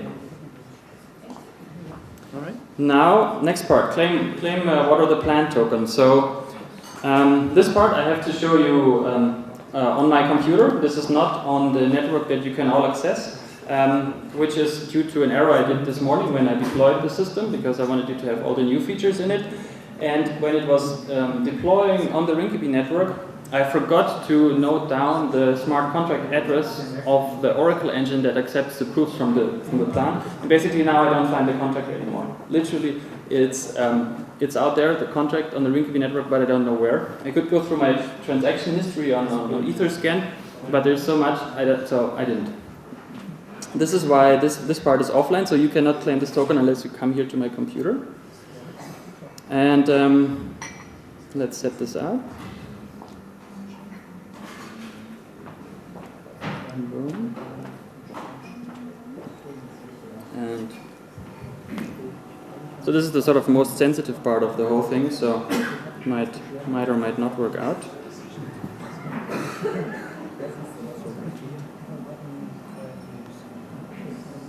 All right.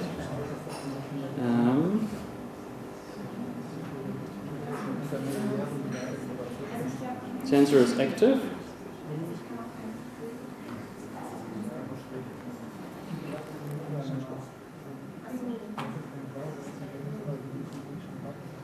Yeah, because I tried it earlier, but the earth is really wet already. So I pulled the sensor out and I will just put it back in, and that probably triggers it already. So sorry for the cheating, but I think you will get the point. I created a water the plant token, and I will claim. Here everything goes a bit faster because the blockchain is only on my computer, so we don't have to find consensus with all nodes because it's just one node. See, it goes super fast. And now, instead of me submitting this proof, the idea is that the sensor will do the job.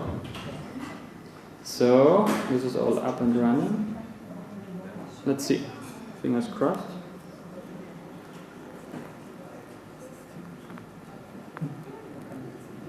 There was. Is it? Oh, okay, 1 second. Resetting it. Connecting to my phone.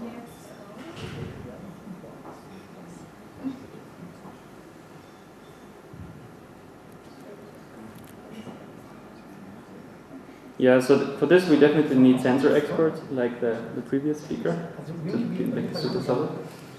Huh? Now I will.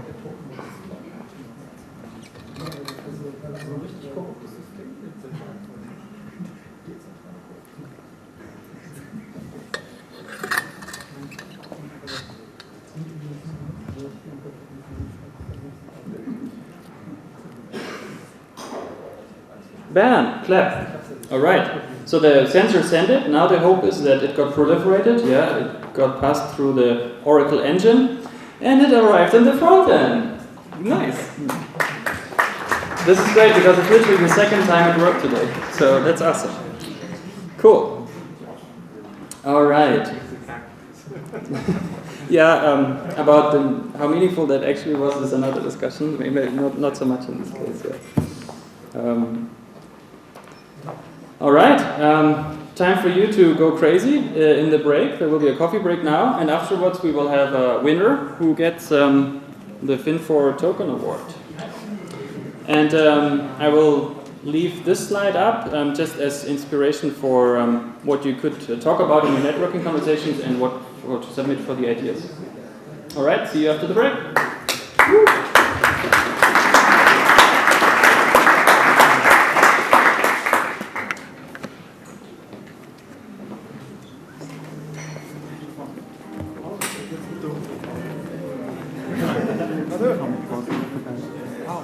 This is the future. Alles klein.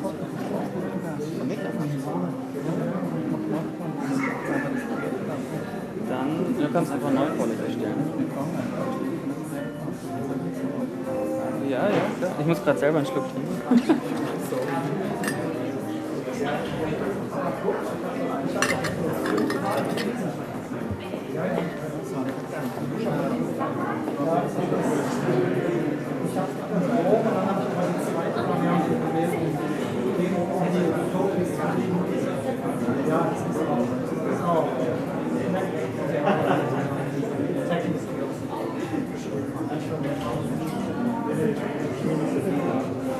Aber es funktioniert auch irgendwie nicht wirklich. Also ich weiß nicht, gesehen haben, ich glaube, es ist einfach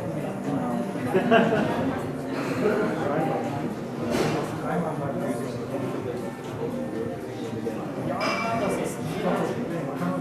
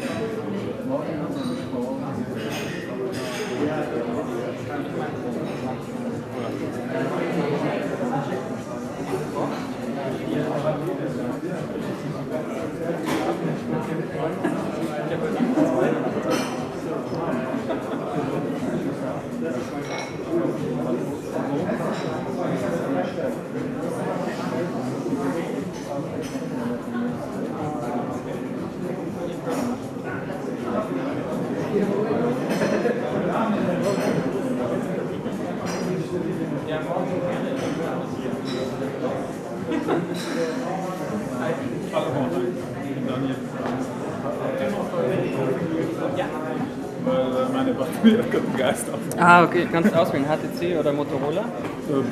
Das ist neu, größer, ja. Ich würde gerne deinen Namen aufnehmen in die Liste. Ich weiß noch nicht, Ja, Markus. gern. Ja. Aber du kannst erstmal loslegen. Also hat keine PIN, kannst einfach direkt quasi.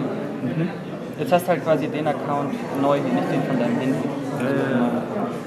Can you open that slide? Like what exactly, like how many proofs for how many? Yeah. This one. So, Yeah, you want to be strategic. So this one you earn the most networking if you talk to people. We can talk if you want. yeah, sure. I mean, I submitted the presence one. I need a happy moment. I took a picture with her, but she says it's not a good picture, so she doesn't want me to upload. But you can just take one. Yeah, of course. See, guys, it's so easy. Just take a picture because your hand is long. Ah, okay. We do. Wait, so should we do it with the plant? No. Oh no, maybe it's too bright. Too bright. But it's nice. I'm wrong there. I'm wrong. Okay. Sure. Okay, and then we can talk. But we also have to write, right? Like what we talk about. Yeah. Well, so what would be what do you think Tom could do for tokens? Tom, the Umweltreferat, could they make interesting Pin 4 tokens to incentivize students to be more sustainable? I think maybe we can try to reduce the waste that's generated Yeah, then you can. to cafe and stuff. Like, although I think it's already that paper glass, but it always has a plastic.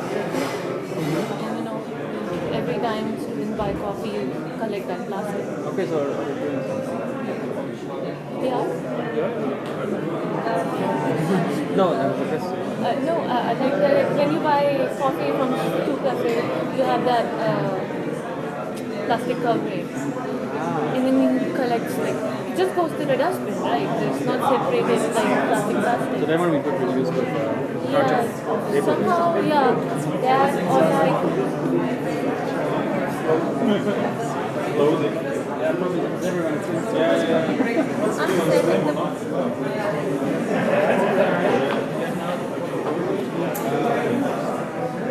you can send me a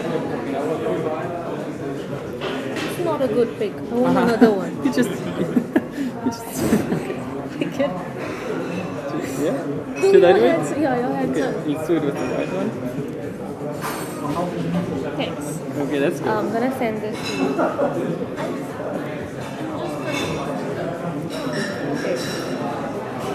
Oh, yeah.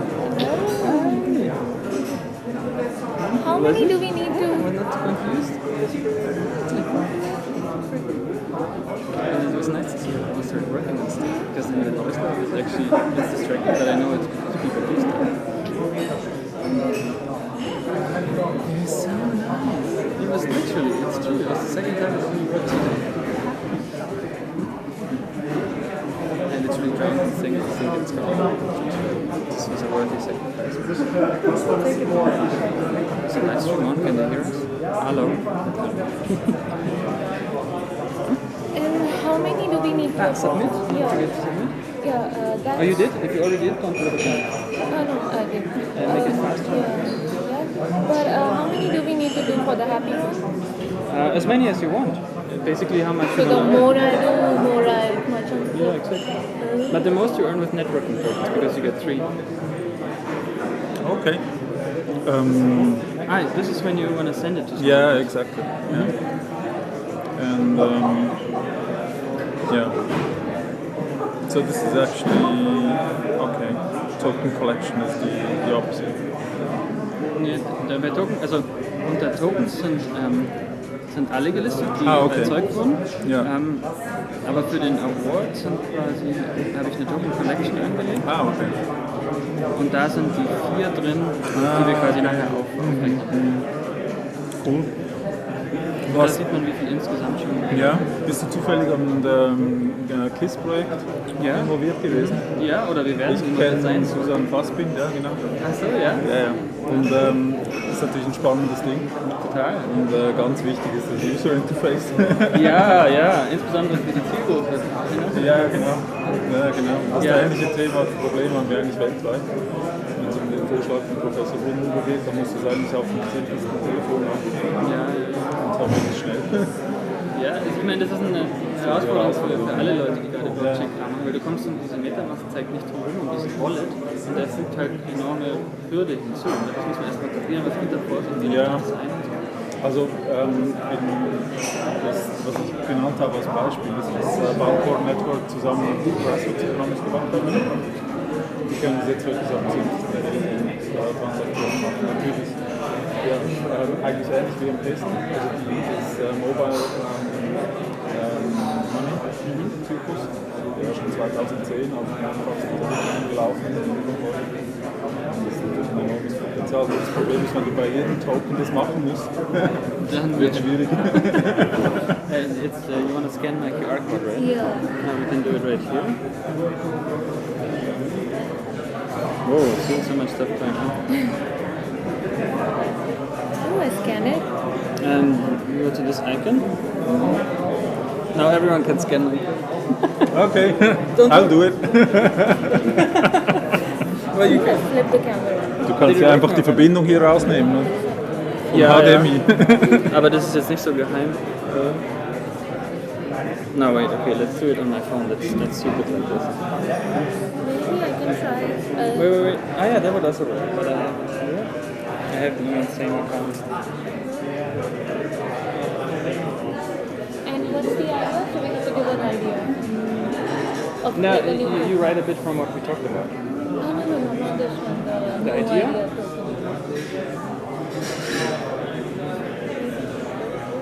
Yeah. Right. You can tokenize on it. Doesn't have to be super amazing. Just like a conversation or just like... A few words. Or just one word. Wo sehe ich denn Claims anderer an mich, die ich bestätigen muss noch? Gibt's sowas? Ja, bei Gelb. Bei Gelb. Da kommen die Nachrichten rein. Da müsste jetzt was sein. Ist aber nicht. Jemand hat es abgelehnt. Ja, das war eins, weil ich es doppelt gemacht habe, aus Versehen. Okay. Du kannst es markieren. Okay. Dann ist es nicht mehr. Also wir hatten ein paar komische Effekte, zum Beispiel mit Nele habe ich mindestens 3-mal bewiesen und wieder gescannt und irgendwie... Ist es, weil das Formular leer gekommen ist? Nee, eben nicht. Ich habe es ja 3-mal neu gemacht. Ja, das Problem hier ist sowieso, du musst immer schnell sein. Sobald eine Message vom System reinkommt, wird ein Refresh. Ja, das ist weg. Ja, das fällt mir erst heute so auf, weil ich es halt immer mal alleine aufgelegt habe. Ja, das ist schon gut. Ja, weil sehr gut. Yeah, exactly. That's the one. And we scan again? Yeah, I don't know why. That's React. Maybe you can help because you're better at React than Ja, das wäre aber immer toll. And then be fast. Please. Again. Sorry, this is really painful. Yeah, right here. Just la la la. Oh no. Hey. Vor der Kamera hätte ich so Browser gefunden. Ja, vielleicht hast du es blockiert. Nee, weißt du was? Du hast HTTP und ich HTTPS gemacht und dann blockiert Chrome die Kamera. Das ist ein Feature. Sehr gut. Schnell. Und make it faster.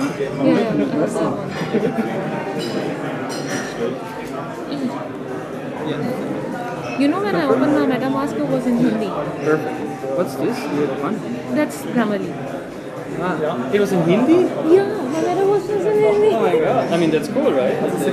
Yeah, but I don't know MetaMask can be in Hindi. It's so funny. So now see, now I got it. I have to approve yours. See? Ah, no, that's something else. Okay, I haven't gotten yours yet. Okay, cool. I'm gonna upload that picture with Sangeeta. It's gonna be forever on the blockchain. I'm gonna approve you. Annabelle. Sergio.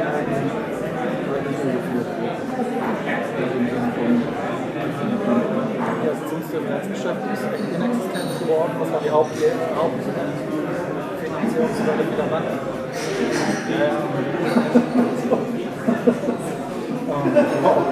Kann man noch machen. Es kann neue Pläne, sobald Google fängt jetzt Girokonten aus, also machen wir jetzt eigentlich.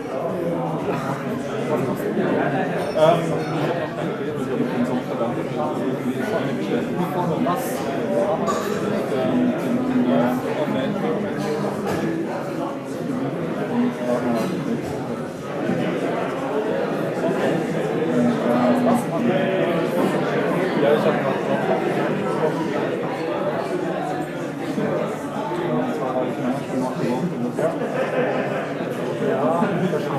Ja, verstehe. Okay.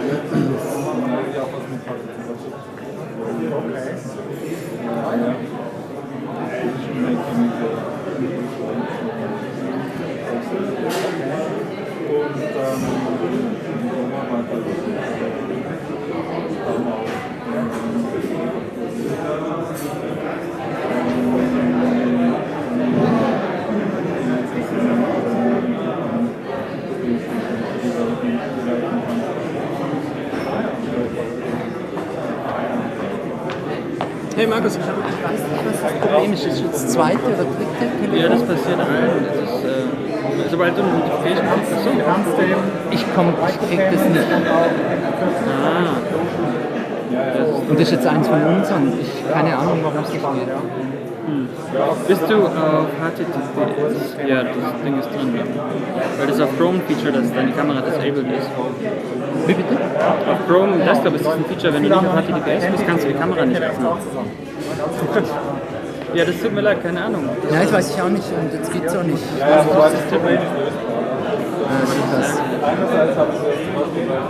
okay, ja, können wir jetzt nichts tun. Weil das bei. Aber das ist mir noch nie aufgefallen. Nee, das kann ich auch.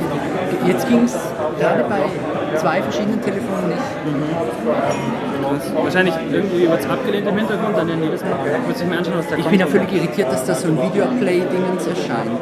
Ne, das ist die Preview für die Video-Element, weil es HTML ist, Video ist.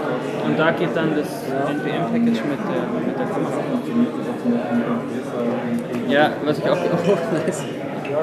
Passt schon, wir müssen uns der Sache exposen, das passt schon. Hoi! Also siehst du, wenn man es dann probiert, sieht es so aus. Das ist gut. Ich habe einen Happy Token. Na, immerhin. Habe ich bekommen. Also ich gebe mal das Telefon. Genau, ich würde sagen, starke Leistung da, deine Website. Danke. Voll cool. Jetzt probiere ich gerade die alle so ein bisschen nebeneinander zu kriegen. Dass man da... Hast du irgendeinen Background als Software-Ingenieur? Ja, ich bin noch aktuell im Master Computational Science and Engineering an der TUM in München. Okay. Und bin dort im Urlaubssemester. Das Passwort war was schon wieder? This is the future. This is the future. Ah, yeah. I also created my own token. Ah, yeah? Thank the speaker. How's it called? Congratulate the speaker, SPT. Ooh, I want to claim it in a second. Yeah. And there's only 10 overall. Ah, you mean it's kept? Mm-hmm. Wow, that's courageous. I don't know. And it's password based, and you have to guess the password. What? What happens when you thank a speaker? They say clap? thank you. Ah, okay, I want to claim that. Where is it? See, it's not enough to Speaker just create one. Yeah, so the second one is I didn't wait enough. Maybe I should create a bug report token. So what happens if 2 people have the same amount of tokens? Yeah, that's or what if I good send question. my friend all my tokens? That's a very good question. Then you cheated the system and you should be rewarded for it.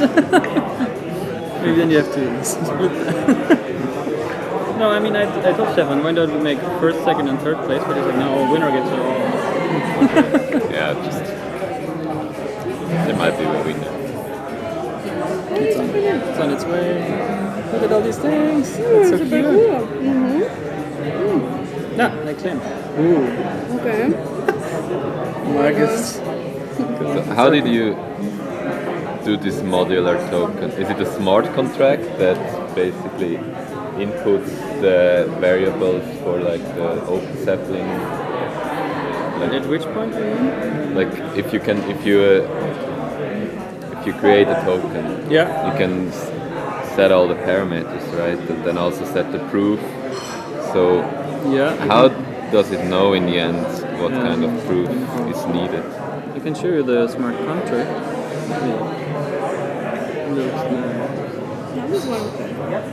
So this is the creating token function. So when you go through the wizard at the end, you call this function, and you only pass the addresses of all the proof types. That's why there will be, if you have a proof that has parameters, there will be a second window popping up, because then you talk directly to the proof type smart contract.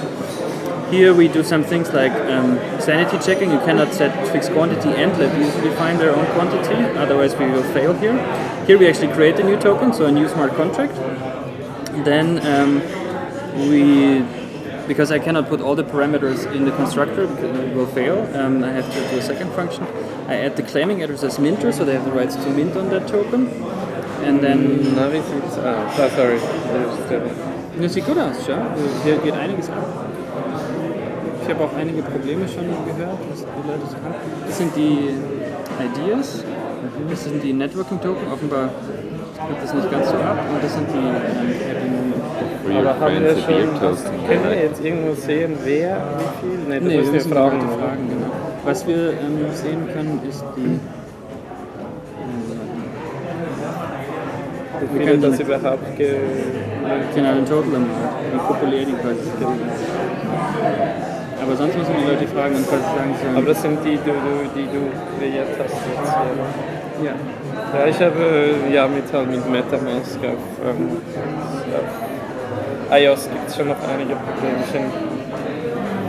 Ja, ich bin aber schon es geht, also was bei mir lange nicht ging, ist am Schluss den Token zu createn. Ich konnte durch alle Steps gehen und dann habe ich Create Token und dann ist aber nichts passiert. Nichts passiert? Ja, und ich musste jetzt etwa 5-mal wieder durchklicken und dann nochmal hin, dann ging es. Aber keine Ahnung, wie so. Aber das hatte ich auch noch.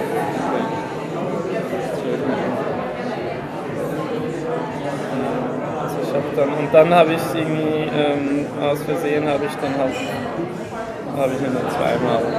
So eine gestellt. Ich meine, logischerweise kann man das ja nicht mehr löschen, oder? Also eigentlich hatte ich einen Check, dass das gleiche Symbol nicht doppelt erlaubt ist, und habe ich rausgenommen, weil das Smart Contract zu teuer wird. Aber eigentlich gibt es nicht.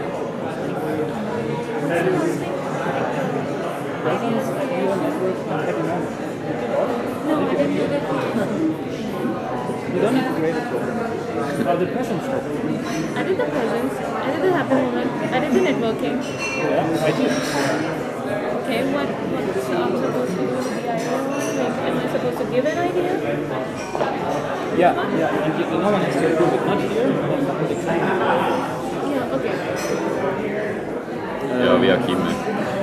So, we have 2 more minutes to claim tokens. Ja, das war ziemlich cool. Ich habe auch schon versucht, so ein bisschen, damit gespielt. Ich bin auch PhD. Achso? Ja, aber nicht bei Code, sondern obviously. Aber im Baumanagement. Okay. Und wir schauen uns aber auch so Incentive-Systeme ähnlich wie ihr auf der Blockchain an. Für gewisse Vertragsmodelle, die wir in der Baubranche haben. Ah, Jens. Genau, ja. Du Hast warst du vielleicht auch schon gehört, ja. Vor ein paar Tagen, ja. Ah, okay. Genau, ja. Ja, aber ich habe keinen Software-Developer-Hintergrund. Ich bin da ein bisschen bombast und darum bin ich jetzt ziemlich beeindruckt. Was hast du gebraucht für das Frontend, was du da... Das ist React, das Framework, das Facebook ist. Und die Grundlage haben wir letztes Semester gelegt, wo ich mit Kriti und Sangita, den beiden, und noch 2 anderen in der dritten Semester an dem Kram gearbeitet habe, weil Markus uns das vorgestellt hat und wir haben CTS dafür bekommen. Und ich war dann der Einzige, der quasi dann hier gemacht hat. Aber da haben wir die Grundlagen gelegt und da war auch der Simon dabei, der gut React kann, weil ich kann überhaupt kein React. Ich will jetzt immer Copy-Paste und sein Zeug überfallen. Okay. Weil das sieht super gut aus. Danke. Ja. Ja, das Logo hat Kritik gemacht und der Markus hat heute noch die Farben geändert. Seit heute gefällt es mir noch richtig gut. Vorher hat es irgendwie so ein langweiliges Blau gehabt. Ja. Aber also... Du hast vor allem die Smart Contracts gebaut. Wir können auch mal, wenn es dir hilft oder wenn du da einsteigen willst, kann ich dir auch mal ein bisschen more in-depth Walkthrough geben, wie das alles läuft mit den Smart Contracts. Und Es gibt auch ein paar Leute in Kost, die sich so eine Session wünschen. Dann mag ich nicht überlegen, dass wir dann ein bisschen so ein... Das ist auch zurück. Ja, cool. Da Anstriche. Und die Laura hat noch eins und der José ist... Cool, und... Also da kann ich dich dann gerne einladen zu der Session. Ja, sehr, sehr gerne. Ja, ich versuche möglichst viel zu lernen, aber das ist halt nicht... Ja, man hat so viel Zeit. Aber ich kann auch schon... Also ich habe schon mal einen Token erstellen, einmal erst einen Smart Contract. Hast du schon gemacht? Ja, mit Truffle und Ganache. Ja, genau. Und ich habe es einmal geschafft, einen Token aus Drinkable Network zu deployen. Das ist ja nicht so schwierig. Ja, aber dann hast du ja alle Schritte schon durch. Jetzt ja. Aber es ist ein bisschen, ich meine, da ist jetzt ganz viel Smart Contracts so miteinander, wenn die irgendwie zusammenarbeiten. Ja, das habe ich noch nicht ganz begriffen, wie das funktioniert. Ja, die rufen sich alle so gegenseitig auf. Das ist einfach Inheritance eigentlich? Oder ist es irgendwie nicht nur, aber das auch. Interface? Zum Beispiel gibt es den Fin4 Base Proof Type, da sind Funktionen, die alle Proofs brauchen. Und dann zum Beispiel der Happy Moment, der erbt von Base Proof Type. Und das ist wirklich wie eine Vererbung und überschreibt dann gegebenenfalls Methoden. Okay. Und dann gibt es halt, jeder Proof Type ist ein eigener Smart Contract. Dann der Fin4 Main, das ist, also wenn du das ganze System deployst und dann deine GUI ausführst, brauchst du nur die Fin4 Main Adresse, weil von der geht alles aus. Okay. Und dann gibt es einen Contract für Messaging, den Oracle Hub, der jetzt den Pflanzensensor Ping empfangen hat, eins für Proofing, Reputation Token. Ist das, was wir Oracle Engine nannten lässt? Ja, die Oracle Engine ist quasi der Server hier, der die Calls empfangen hat. Also die... Thank you. Ja. Das heißt eigentlich, das ist eigentlich ein zentraler Server, wo alle Sensordaten empfangen. Back to Ben? Ja, No. Das ist quasi ein zentraler Server unter Oracle. Aber es sei denn, der Sensor... Kannst auch Nummer P3 3, zu. P3. Es sei denn, dein Sensor könnte direkt mit der Blockchain reden, was ja Raspberry Pi durchaus könnten. Brauchst du halt eine Instanz dazwischen und darum haben wir einen Fin4 Oracle Engine, haben wir es genannt, der quasi diese Calls entgegennimmt. In dem Fall wird es hier abgesetzt von der Code und leitet es weiter. Da ist quasi ein Account hinterlegt mit genügend Ether drauf und darum kann der quasi automatisch Transaction zeichnen. Die Gefahr ist natürlich, dass das abused wird und dann aber da muss man halt schnell. Und der gibt quasi weiter die ID und dann noch irgendeinen Data Point. Und dann Aber wer lost was ab? Let's do something that Smart Contract but it works. Events ab But I think we connected Server last oder time. umgekehrt? Okay, Nee, umgekehrt, in dem Fall. Auf der Blockchain kann er nie Wrap irgendwas up von sich the aus session. machen, muss immer von außen Scanning. Dann löst I would then ask all of you to get your seats.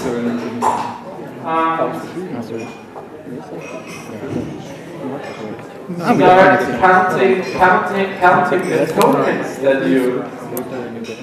that you actually claimed and that were confirmed. We see here that there is a number of pictures that have been uploaded for the Happy token, Happy Moment token. And these are the ideas. Then we have a few ideas and the networking. And a networking token that was claimed only once.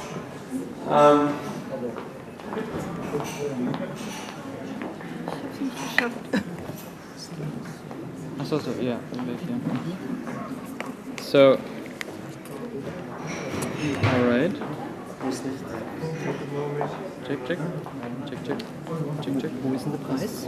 Solange wir noch nicht live sind. Preis? Der lag hier rum. Der lag hier rum. Sorry, sucht ihr? Wie der Preis? Hast du den in der Hand? Okay. Das wäre jetzt lustig gewesen, Preis geklaut. Alright, yeah, welcome back, and sorry for all the little and big bugs that you encountered. I collected a lot of them, because this is basically the first time ever that we use it on such a big crowd, and when I test stuff on my own, for instance, I don't get all these notification bombardments, so I didn't notice that all the forms are emptying automatically, which is of course terrible, because then you have to... So yeah, sorry for the bugs, and thanks for all the feedback. I took a lot of notes what to improve, and this is the state. This is all the ideas that were submitted. the contents of the networking token and the happy moment token. And to find out who is the winner of the Fin4 Token Award, we would ask you kindly to, by yourself, sum up your amounts in these 4 tokens. So the one in this collection, the Fin4 Idea token, networking token, happy moment, and presence token. And you can see your balance on the home page on the left one. And the reason is there's no other way to learn your token balances. It's an anonymous network, decentralized, even if now it's kind of obscured because everybody was chatting with each other. But the same thing would have worked if we would be in different buildings. And therefore, nobody has the possibility to find out what your token balances are. And therefore, for the prize contest, share your data with us. And if everyone has their number, I will just sort of call out names. And if you are higher than that number, you put up your hand. And when we only have one hand up left, then we have a winner. So, who has 5 or more? I didn't even check. Good. Who has 6 or more? 7 or more? 8 or more? 9 or more? Wow. 10 or more? 11 or more? 12? 13? 13 or more? How much do you have? 18. Can we verify this? It's decentralized and anonymous and whatever. Yeah. Sorry, we're blowing the cover. Oh wow. Okay. Right? You got 12 networking, Correct. 6 ideas. Yeah. I think you deserve It was more a usability test, to be honest. So, congratulations to Thomas. Please come and get your prize, the paper wallet with 1/3 of an ether that you can claim. To quickly explain, let me just to quickly Please, explain. the camera. This is This should just be let me a cover moment. the private key for the photo. All right. Yep. Yeah, congratulations. All right. Okay. Just to explain, actually you can transmit tokens on paper, strange as it sounds. So what Ben prepared is a QR code, basically 2 of them, but I'm not showing the second one. It's a private and a public key, and he loaded, and now for real, tokens on that called Ether, and I think it should be around 50 Swiss francs or 50 euros currently. And there's also some instructions how you can actually get this in some real currency, if you like, but I would stick to it. Okay. Congratulations. Thank you very much. All right. Then I unplug. Yes.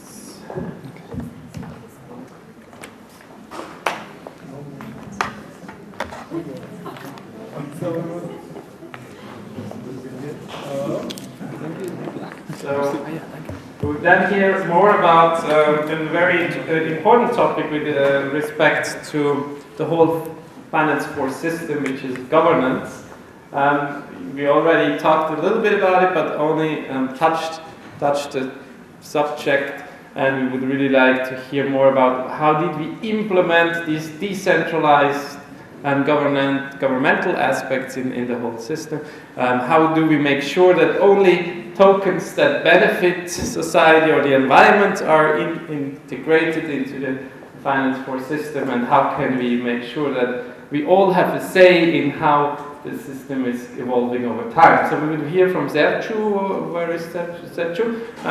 Please come to the stage. Sergio was doing his master thesis with the group. He was actually participating also in BEST, the blockchain school, and he was kind of really happy about what we were doing there. He was the winner of the WWF challenge with his team, and he decided to work with us for a while, and now he created the TCRs for us. Sergio, thank you for explaining to us what he did.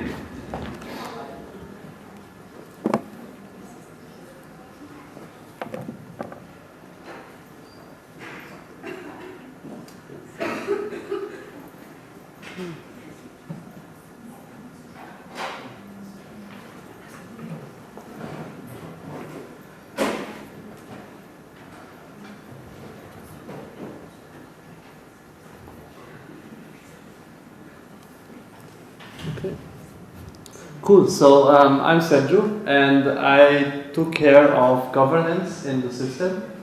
But first of all, so my title of the presentation is Decentralized Curation of Finance 4.0 Token. So let me first go into the motivation.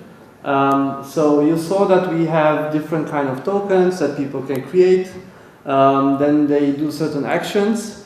Let's say plant a tree, that's the action that gets incentivized to this token.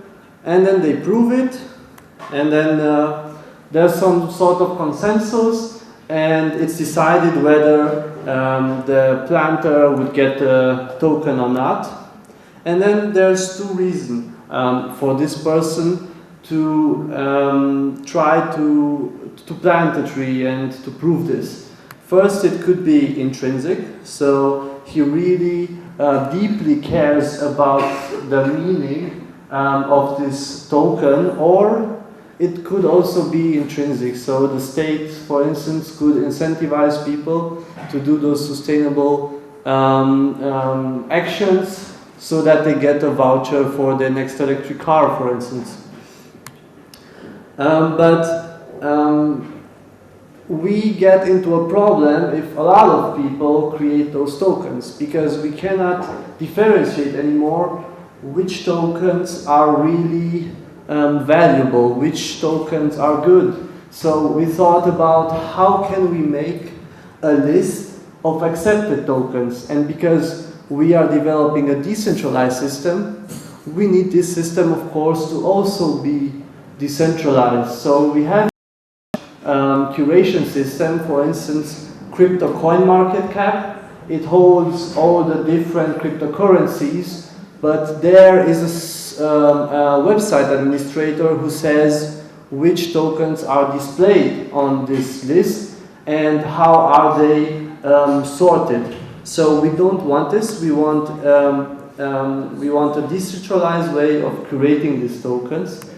So after research, we came up with the result that having a token curated registry, that's the name of the system I developed, would enable us and would be the best decision to do this token creation in a decentralized way. So we have the community, and the community is voting upon the tokens and decide which ones are good and which ones are not.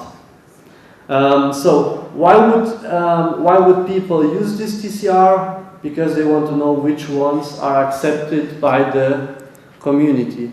Why would people vote on this? Because they want their action tokens to be there, accepted and recognized by everyone in the community. Exactly. So the TCR is comprised of many smart contracts. So first of all, we have a parameterizer, which we use to set parameters for this TCR. Then we have the registry, which holds all the different tokens. We have a voting system, which is called PLCR. I will go in detail later. Then we have the gov token, and then we have the reputation. So we thought that in order for someone to be able to participate in the governance, he should have a certain reputation. Not everyone should be able to just create a account and then start voting on the future of the system. So there's a proof of work involved, which is this reputation. So first of all, we have a screen for token management. People can convert their reputation into governance if they click on claim governance. And then we also developed a delegation system so that we can have, let's say, influencer decide on where our tokens, on the decision of the platform. So then you don't have to always go online and vote on each token, you can say, I believe in this person, that he also has my values, and he will decide what I would also decide in the end. So he can delegate the tokens, and then he can also refund the delegated tokens at some point of time. So the voting system, it's called partial lock commit reveal voting. Why? So it's partial lock because if this is the smart contract, then people would lock governance tokens in it, and then these governance tokens symbolize the influence that they have in the voting. And then there's different poles in the smart contract where where the users can vote and participate. And then there are two stages in this voting. First, we have the commit stage.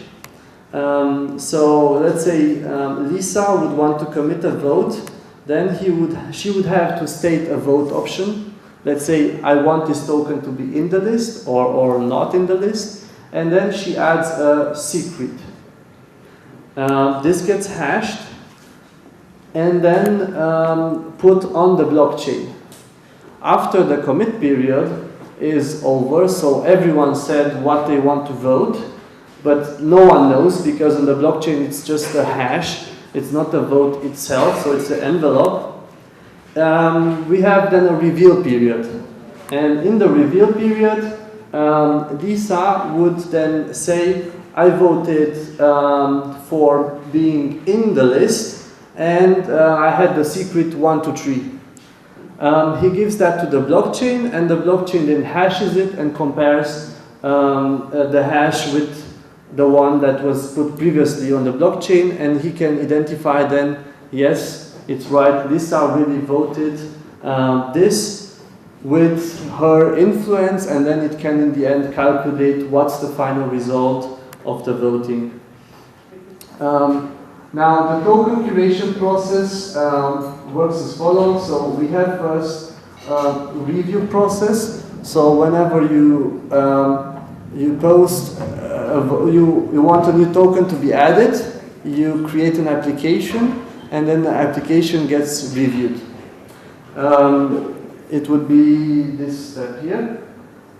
And then you would update the TCR, and based on what the people have voted, if they said it should be accepted, then you go to the next step, and the token is in the registry.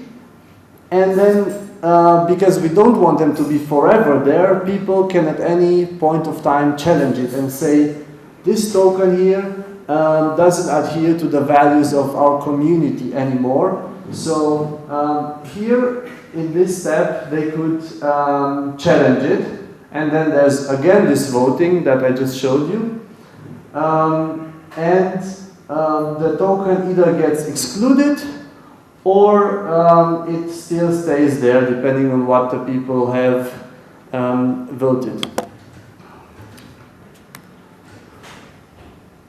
So this would be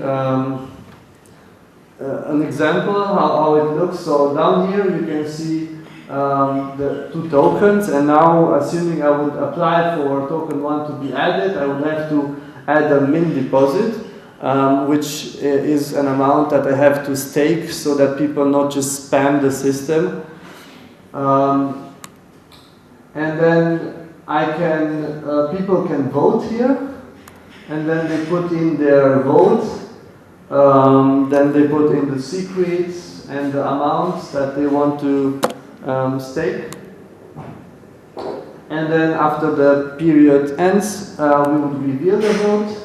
So we put the vote that we had and this secret sold. And then after it's over, you can update, and then in this case it got accepted, the token 1. And people can challenge it. When challenging, you also have to put a stake there. The stake is used to incentivize the voters.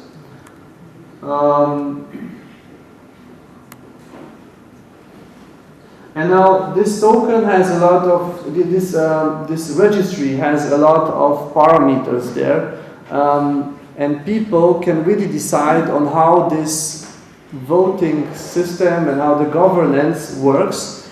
So first of all, there are parameters for the TCR, like what's the min deposit, so that you can create an application. How long does an application take? How long does the commit take? How long does the reveal time take? And so on.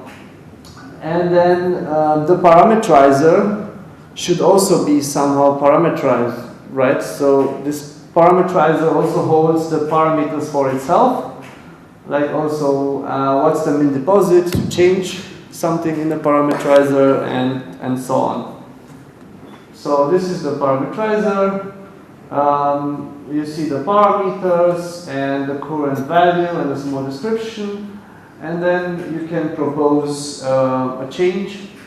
So in this case, you say min deposit should not be 100 anymore. It should be 200 now. And then again, people would vote on it. And they can challenge this proposal. That's it. Thank you.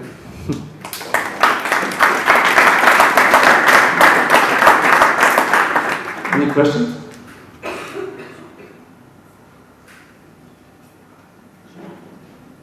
Good. Yes? I have a question. Like, how do you avoid that with this reputation that first movers cannot take over the system? Like, for example, like people that were really early on in Ethereum, they own now a lot of Ethereum, and they have a lot of power in the system in the end because they own so much money. Yeah. It's a bit the same here. Like, yeah. Okay. So how we thought about two mechanisms. So one of them would be to limit the amount of governance tokens that you can get, and the second one, which is maybe smarter, is to add an inflation in the system. So you cannot just get an infinite amount because in time you always lose some, so to say, because of this inflation. Yes? There's quadratic voting. I think that's what yeah, or quadratic voting, you can say if you have one vote, it means just one, but if you have then two votes, it means you take the square root of it. So then it doesn't increase so fast. So two votes cost 2 and 3 votes cost 4, and you understand that. Yeah. I have a question on the tree token. Yes.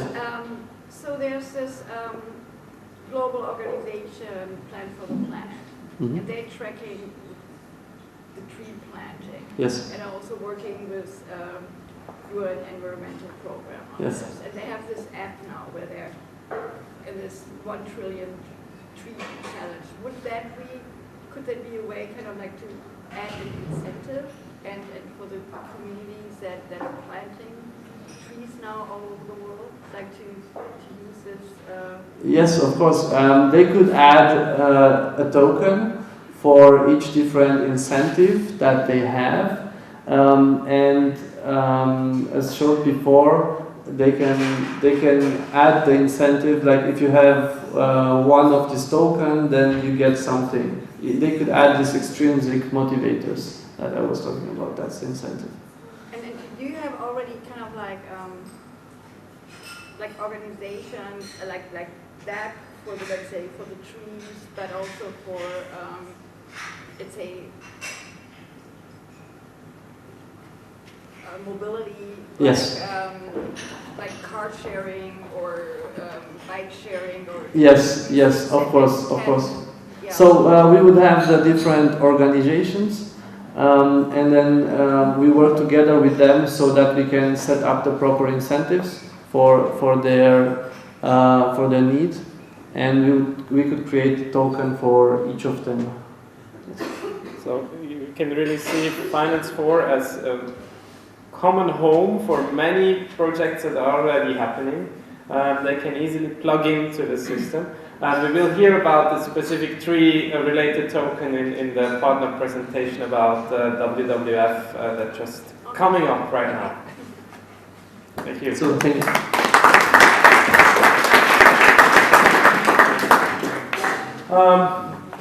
So, what is kind of a project like this without actual use cases? So we said it's really important for us to find partners that are actually willing to be the first ones to help us get some more relevance for what we're doing with creating tokens on the Finance 4 platform.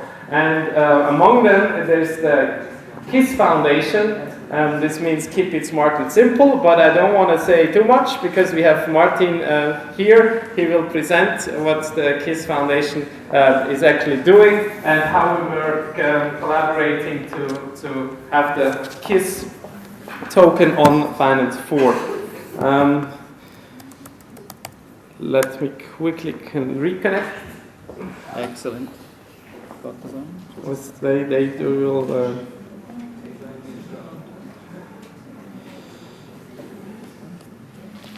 So,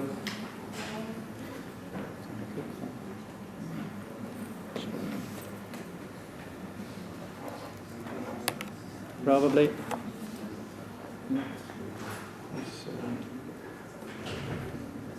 Can we have the microphone on, please?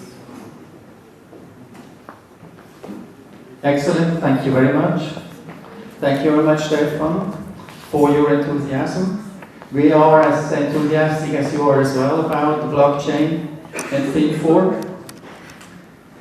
The title is the fourth money-free pillar, so it's about social security. Why the fourth?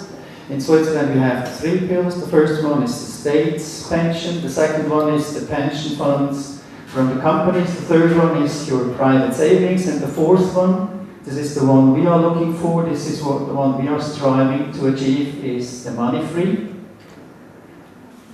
So, are you affected or not? If you are paying tax in Switzerland and if you are more than or younger than 55, I have good news, you are affected. You should be interested in what we are doing because our social security system in terms of finance and in terms of human resources and skilled personnel in caring homes might be a little bit restricted when you need support. As long as you're a healthy person, it's not a problem. As soon as you need support and need to live in a caring home, then you might get interested in what I'm showing you now. So, the fourth money-free pillar. Social security. What is KISS? Keep it small and simple. It's basically, by 2050, we will have about 720,000 people above 80. And although we are much healthier at the age of 80, there will be most probably about twice as many people needing not only care, but as well some company and some support in their daily lives. This means 20 billion Swiss francs more per year, spendings, and unfortunately, if you already have relatives, grandparents or parents in an elderly home care, then you know that already now they are very stretched with skilled personnel there. Needless to say that if we are twice as many needing support and need to live in the caring home, we have some even more problems, and not all can be taken over by robots. And already nowadays, about 60% of the people living there in Switzerland need state subsidies because they cannot afford to live there. In average, it costs about 12,000 Swiss francs, 10 to 12,000 Swiss francs per month living in an elderly home care. How does the system work? It's a cross-generation neighborhood system that we are promoting. This means people that just need some support or company either with the groceries or being taken to a doctor's or so, they shouldn't need to go and live in a caring home. People that are lonely shouldn't, just because they feel lonely and they feel bad, shouldn't be needing to live in a caring home. So what we want to do, we want to build a stable network of neighborhood assistance across Switzerland. This means if I need some support, even if I have now an accident, Mark would probably come to the groceries for me, or he would help me to do the laundry, or something like that. He would be allowed to write down the hours he spent with me, and I would give my hours to him, and this is exactly what we are doing in the blockchain, and this is exactly why we are working together with the ETH, and but why we are so happy that we can work with Marcus and with Ben.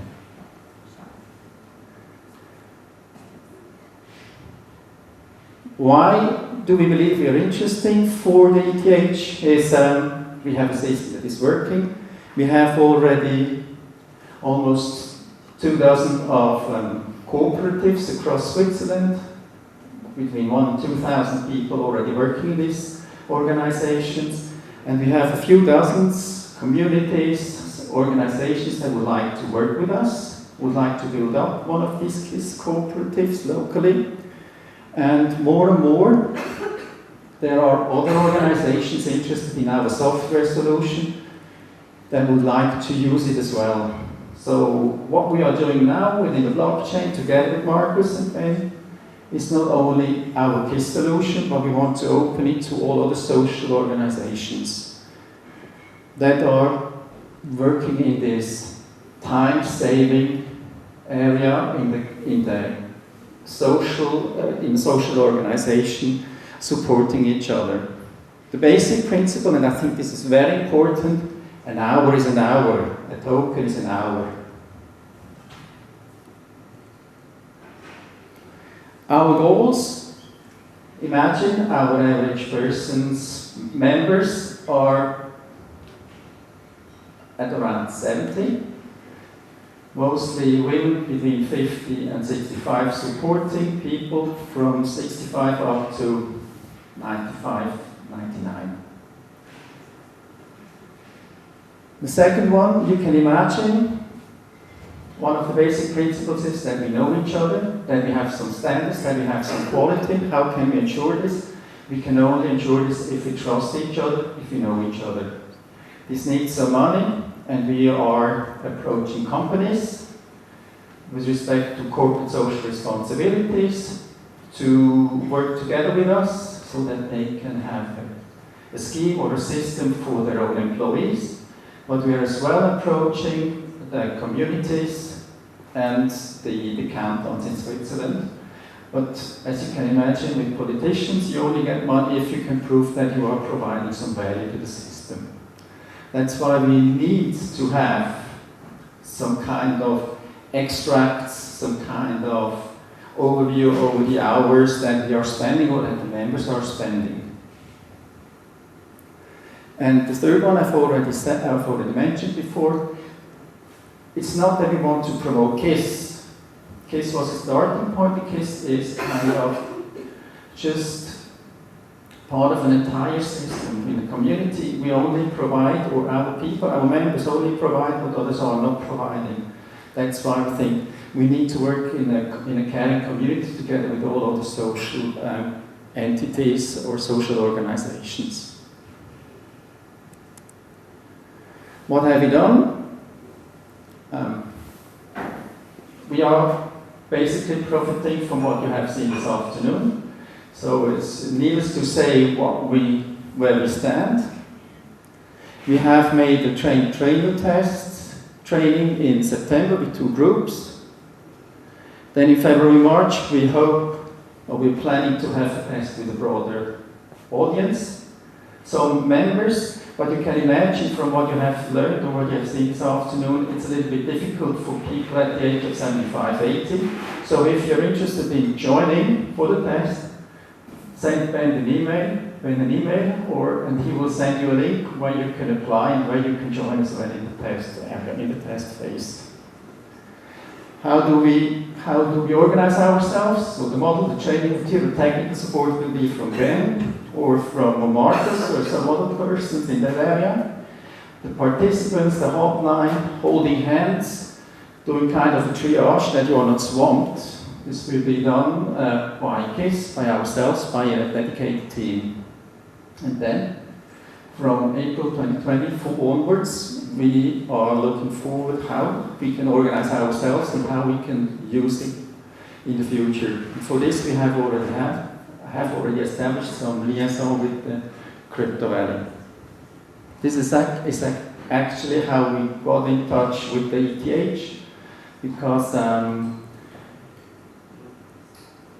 the whole idea of KISS comes from Canton of Zug. The Crypto Valley is very well known, so some politicians made the connection within Marcus so that we were able to participate in the BESS in February, and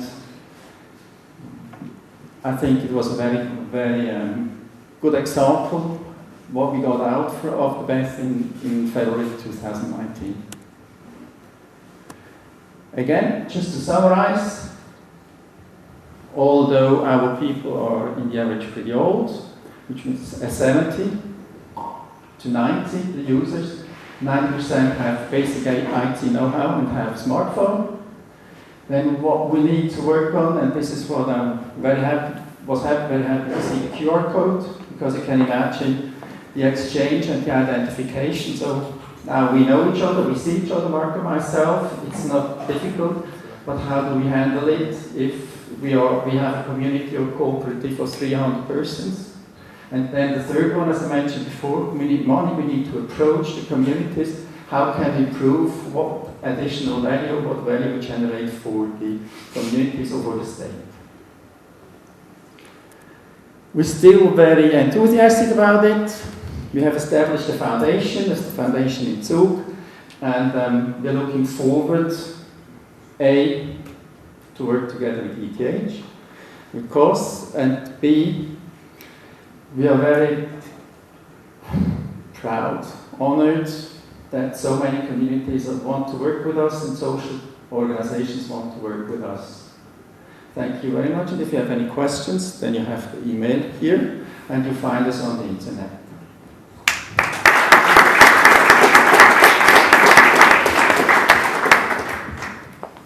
Thank you very much, Martin.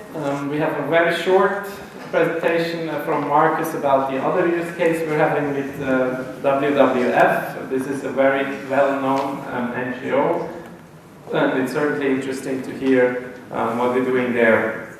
After that, we will have two more interventions. One about the finance for simulation, and then also another one about kind of kicking the road forward with new projects around Finance 4 after January 2020. But first, Marcus, please. Okay. Thank you.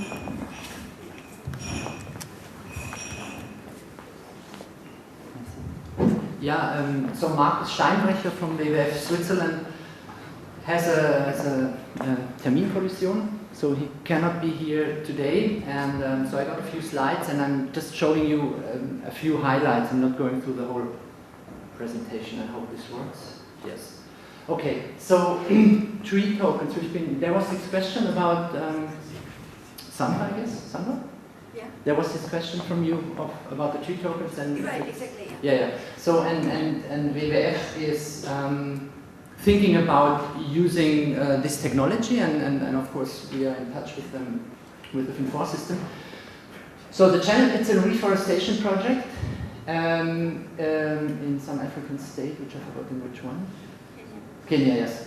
And so, yeah, monitoring insurance is a general challenge WWF has in their projects.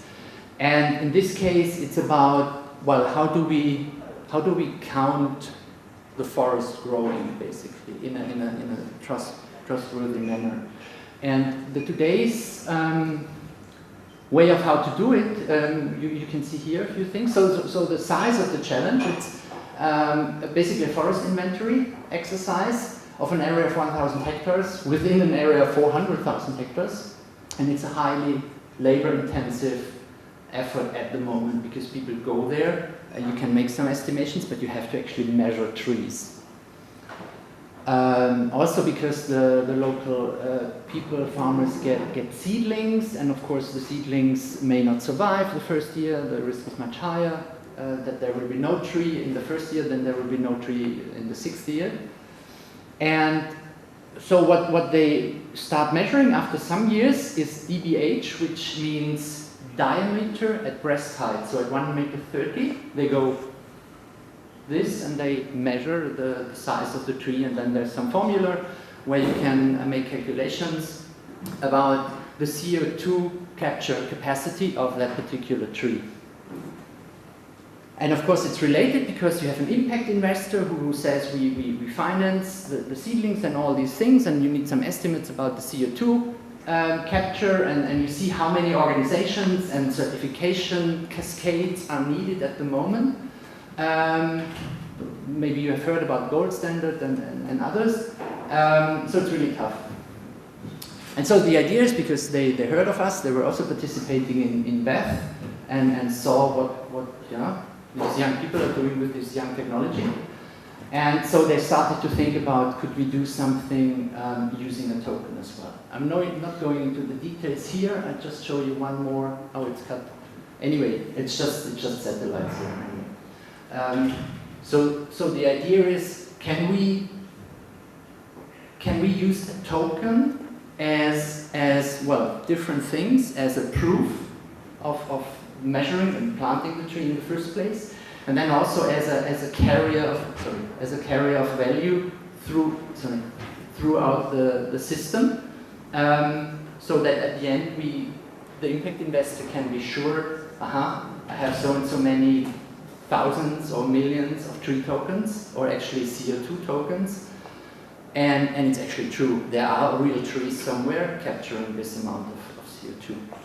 So that was just a really very brief, because I'm just a replacement proxy for the BWF responsible. But so we are working on that front as well, and I hope there will be more concrete experiments or trial pilots next year as well. So greetings from Markus anyway. That's it. Thanks.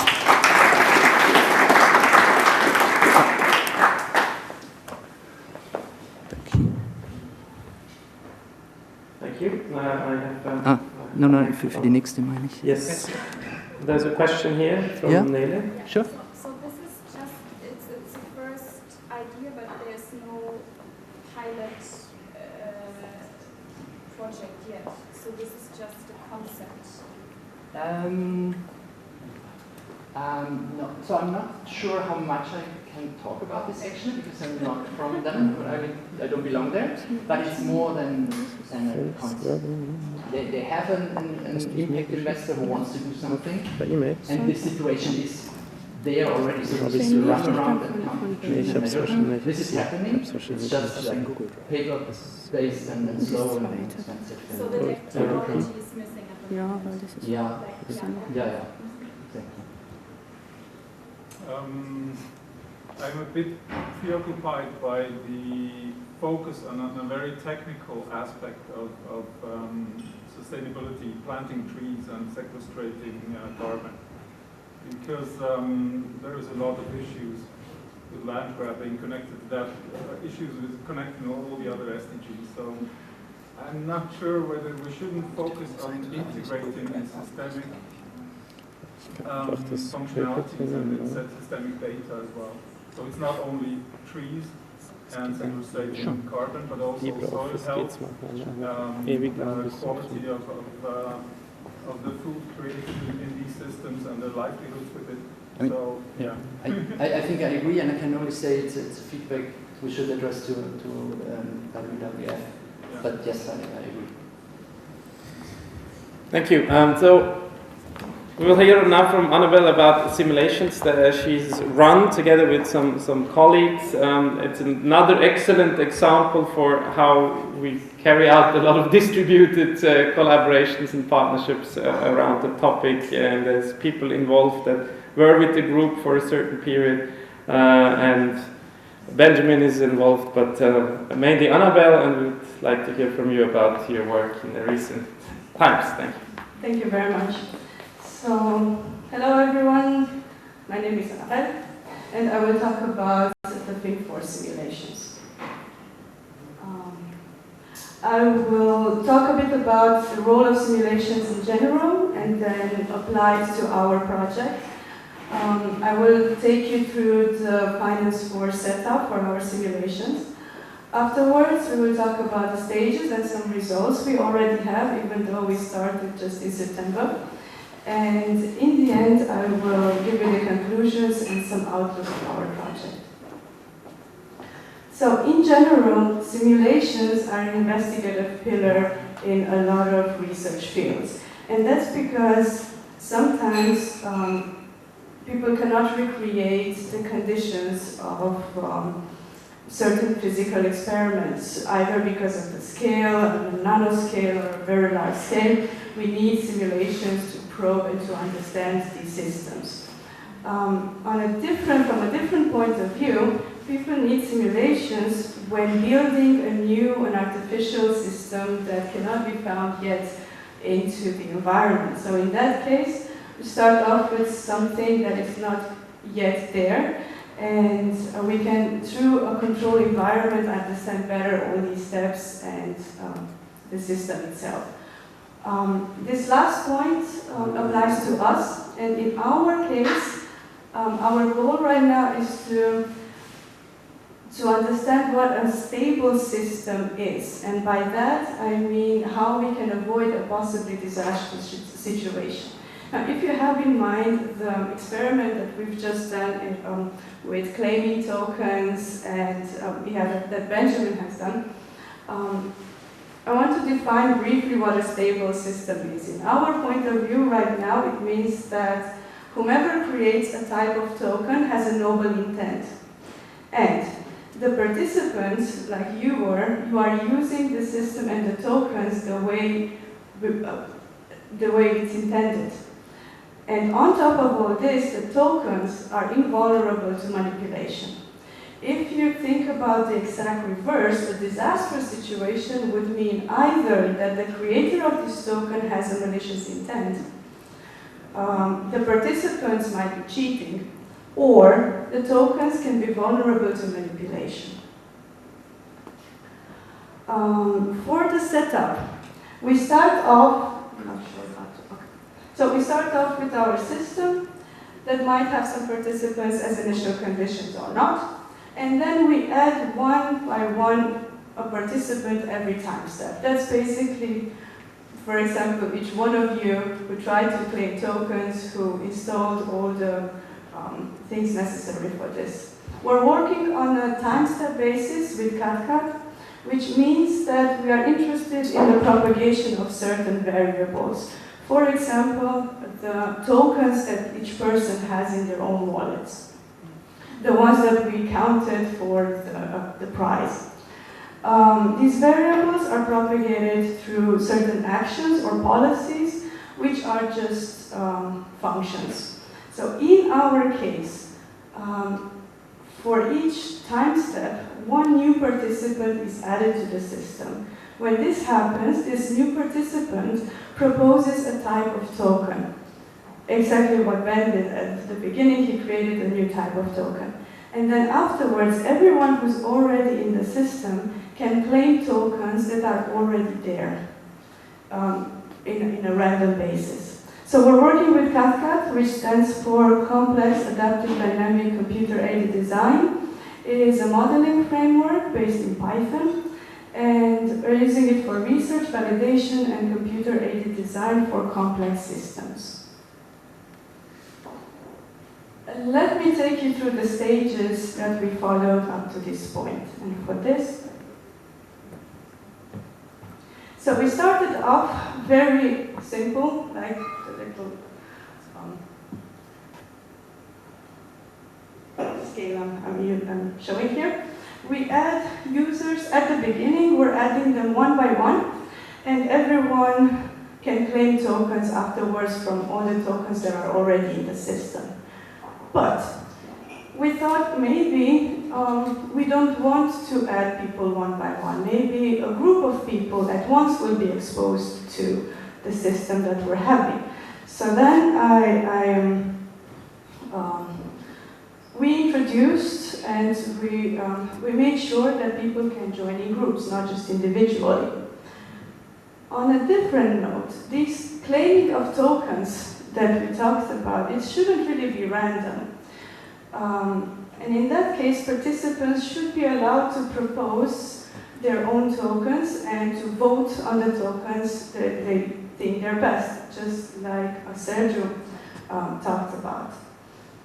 For this, we introduced reputation tokens, and we implemented a voting system for the tokens to become official, and then people would claim this.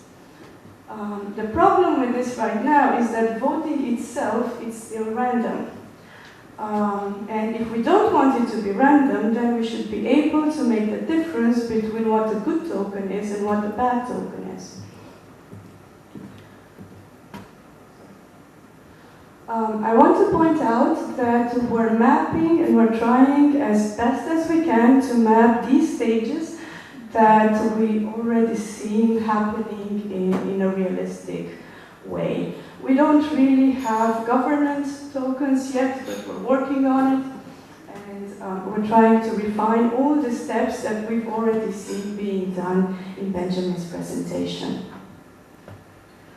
So let's take a look at the results we have so far.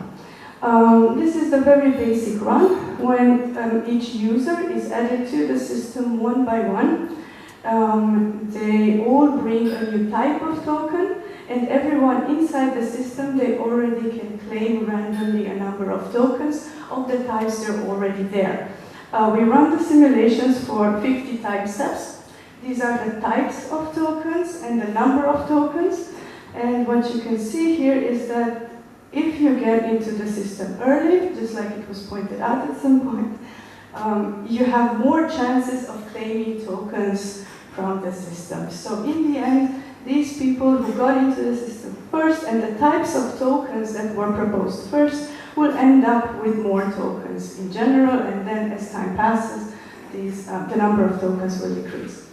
Here we can see the ID, so the people who got added to the system one by one, and the number of tokens, and the trend is similar, even though due to the random process, we have some scatter. If this scenario is not very realistic, I have implemented a way to let people join in groups. And that you can see here, these are the number of tokens per type of tokens. And you can see here, there's a group of 15 people being added at once, meaning that I'm still adding people one by one each time step. I just don't allow people to claim tokens until everyone is in. After these 15 people, we started adding them one by one for 15 again, and then we're joining by another group here, and then again one by one. So you can see the trend in users and number of tokens. The trend is the same as for type of tokens and the total number. After this, we started experimenting a bit with PCR. That means that we wanted to see how we can vote on the type of tokens, whether they could become official, so the really good ones would become official, and yeah. This is still done in a random way, but how this happens is that there's a new person who comes into the system, and they propose their own type of token. Before they are added to the system in the first place, everyone can vote yes or no on the new type of token that is being proposed. If the vote passes, so we have a majority of yes over no, then this type of token becomes official. And that means that next time, no matter what people claim from the type of tokens already there, they will definitely get one token from the official list. And now we're expecting these official types of tokens to have more tokens in general than the ones that are not official. And that is exactly what we see in this case. And we played a bit around with how many reputation tokens someone needs to be able to vote. In the first case, we have the threshold, the reputation token threshold is 0, meaning that everyone can vote at any point on the tokens coming in. And we can see how the official ones will stand out. If we set a certain threshold, a reputation threshold, now it doesn't really matter how we give these reputation tokens, or it's just that if we set a certain limit, all I want to point out is that it will take some time until people will get to this threshold. However they obtain this threshold, it will take some time to get there. So the number of official types of tokens are less just because there's a latency period in which people have to accumulate the threshold we're imposing. If we want to make things more interesting now,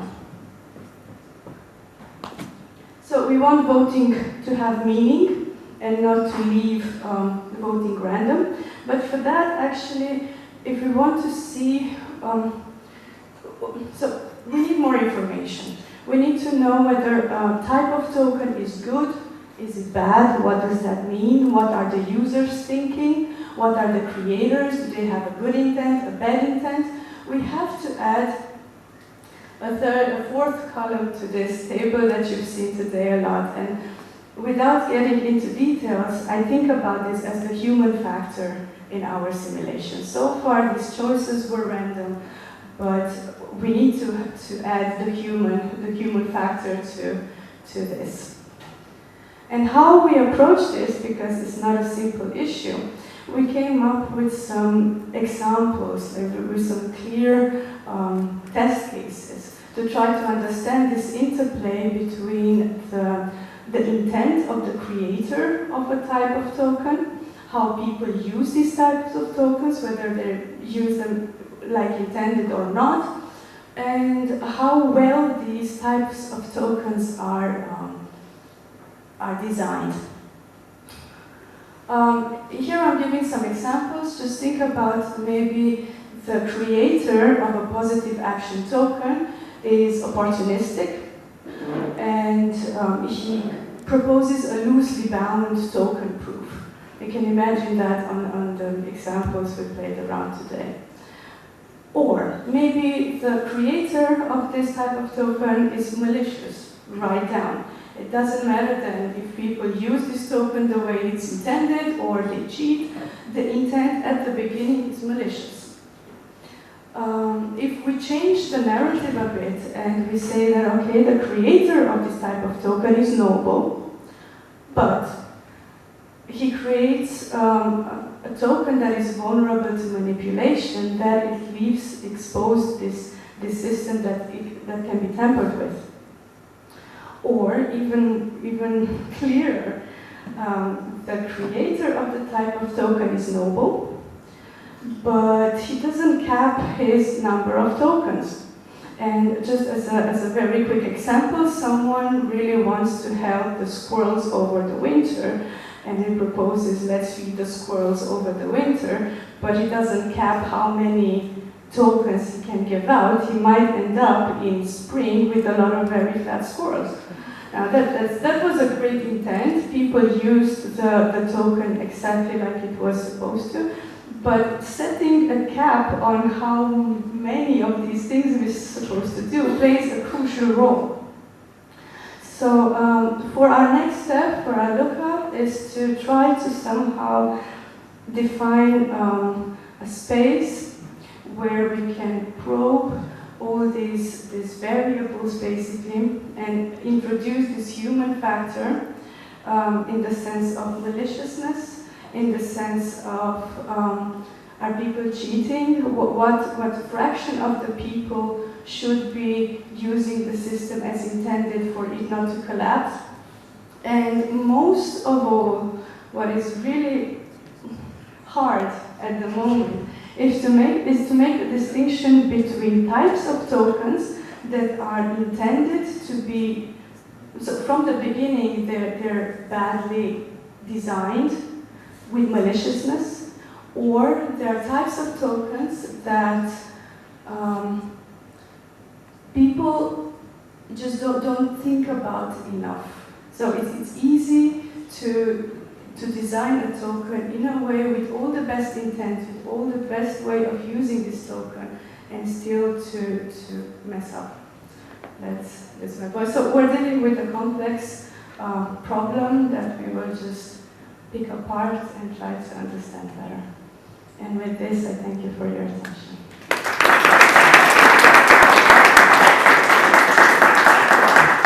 Thanks a lot for this, Annabelle.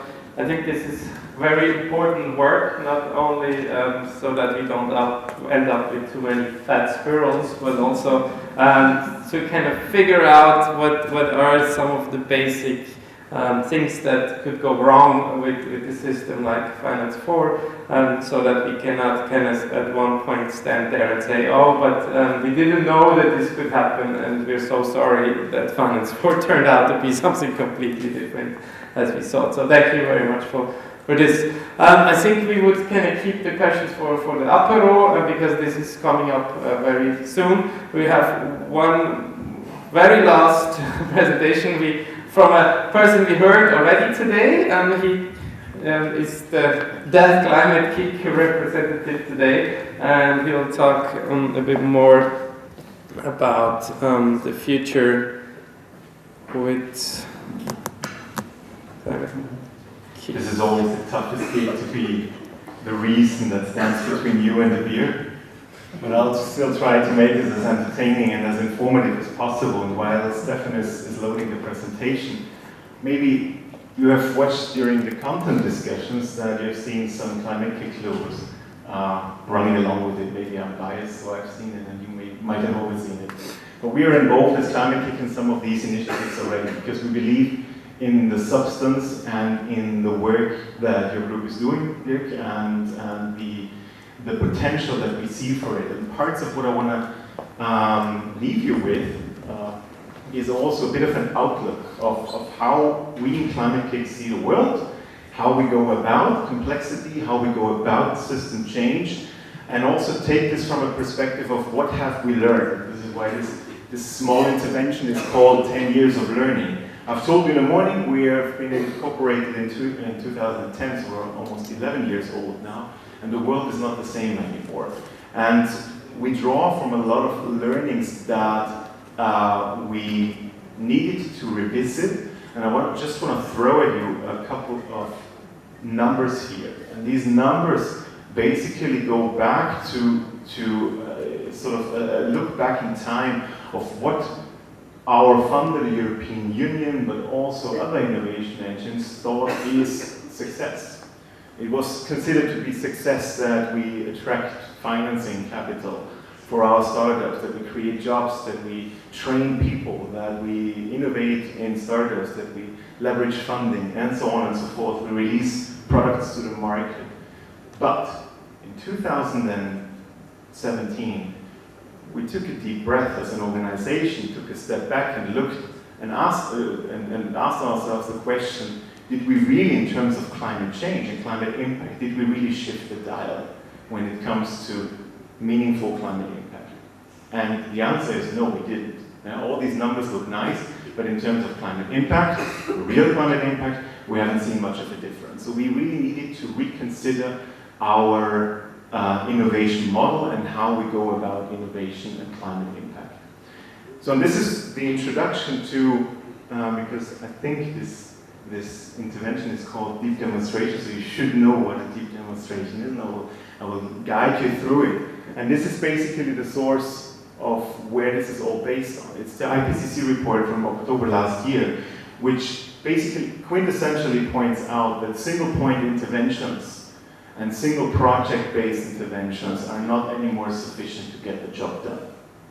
It calls for whole system transformations, to look into systems as a whole, embrace their complexity and not ignore it. And I think this is, a lot of the work that you're doing is trying to tackle exactly this problem and get your head around the complexity without ignoring it. And this is sort of what binds us spiritually together, I think. And I just want to draw you quickly through 4 pillars of our innovation model that constitute sort of the foundation for what we call deep demonstration.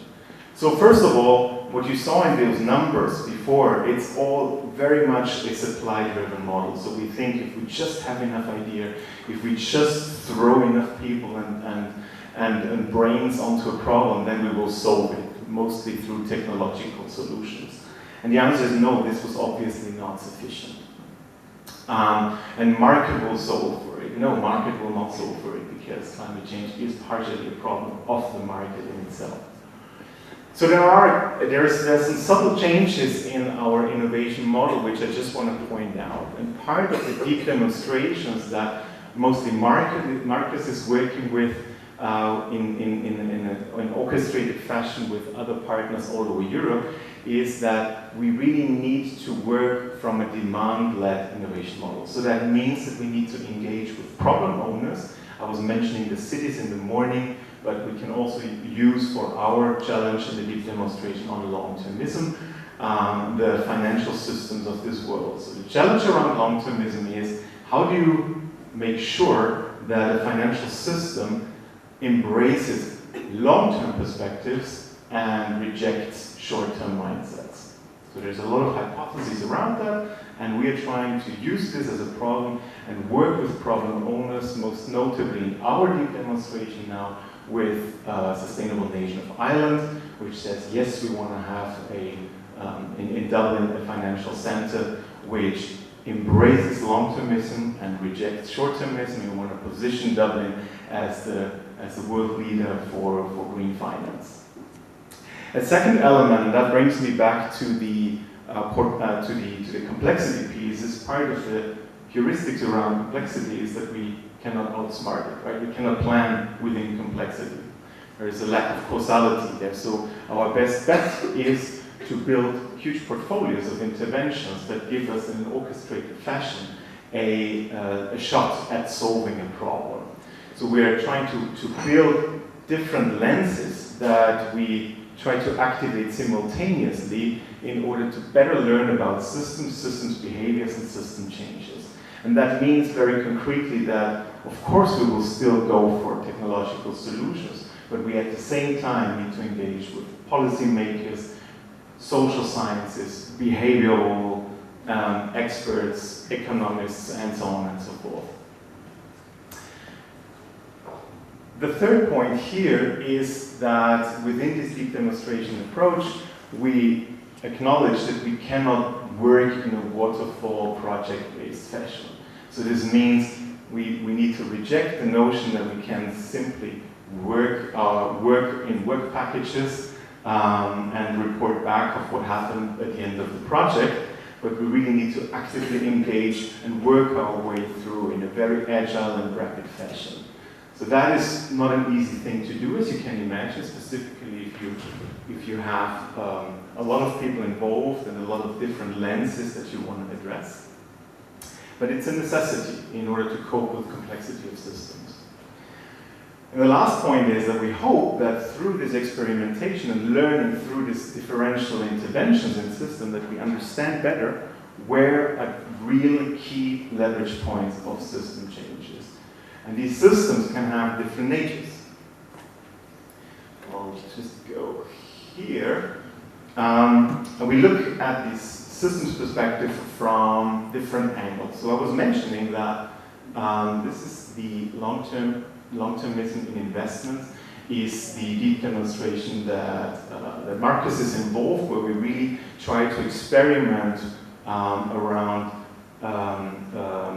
basic assumptions around value, around money, what is valuable, what incentivizes me as an investor, and so on and so forth. But it has a much broader perspective. I was mentioning today that the city space is a very important space where we need to innovate. And city systems is one of the biggest deep demonstrations that we're running. So we run this deep demonstration with 16 cities in Europe at the moment. What is going on now? Did I do something? Okay, good.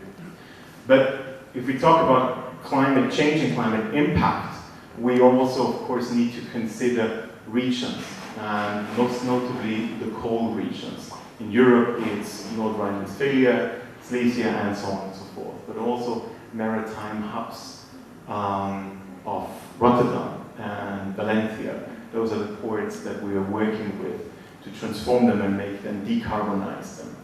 One of the latest and most tangible successes that we have is around circular regenerative economy. So we were proposing this deep demonstration approach with all these design principles that I was laying out to the government of Slovenia, and the Parliament of Slovenia has now approved to go forward with a 40 million funding for designing this portfolio-based approach.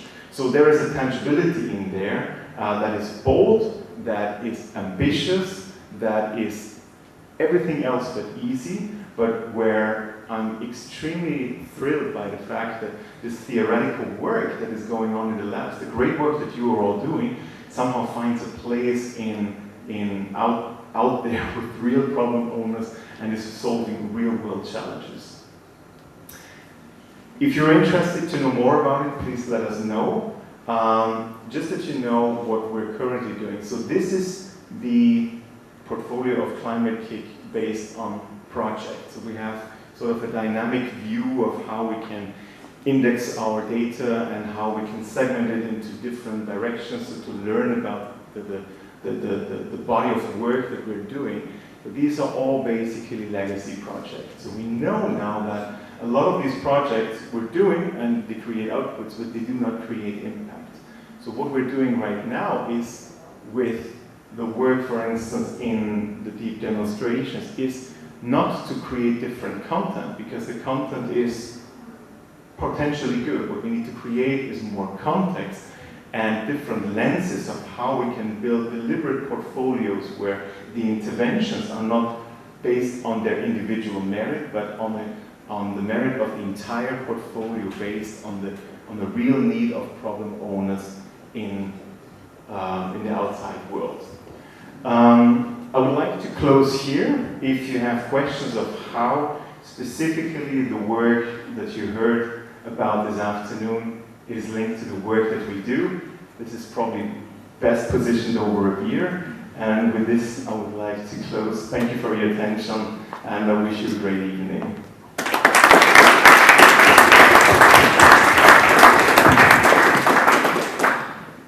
So, we're almost done. It was a long day, I guess, but we will be done before 5 p.m., which is quite good, I guess. There is some drinks and beer and little snacks waiting. But before we get there, I would like to ask you for your last contribution of the day. We're running a little survey, so please take your cell phones and go to www.menti.com and use the code 139837 and provide us with your feedback about the day.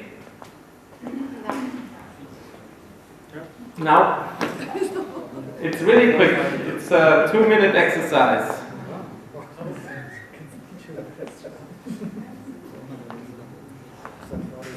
So in the first question, we would like to know how much you liked the program today, just for us to get some feedback. Okay, we stop it here, I guess.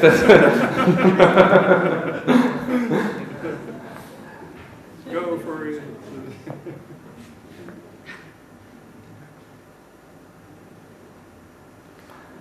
So we have 13 participants, 14. Can we reach 20? 17, 18, 19, 20. Yes, 21. So we're still adding few for 25. Okay, 26. Maybe one more. Good. Thank you very much for that. We will then move on to the next question. Please rate. Do you want the Climate City Cup FuturICT to continue? Yes, bring it on, this leading. Then we have somebody that only knows World Cup. Typical.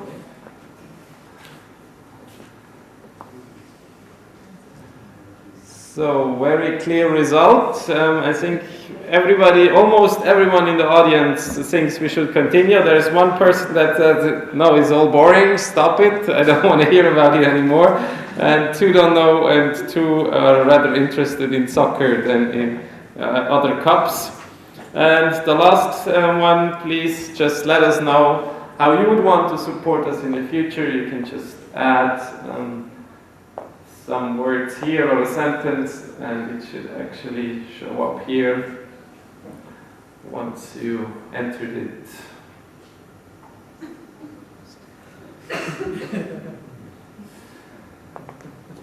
Yay! We answered that, I guess. I think we can only get one by one, right? Or do you enter questions, collaborate? More simulations. Do we get more synced in? Will the presentations be available on the web? We will certainly make them available, yes. And then we have a partner.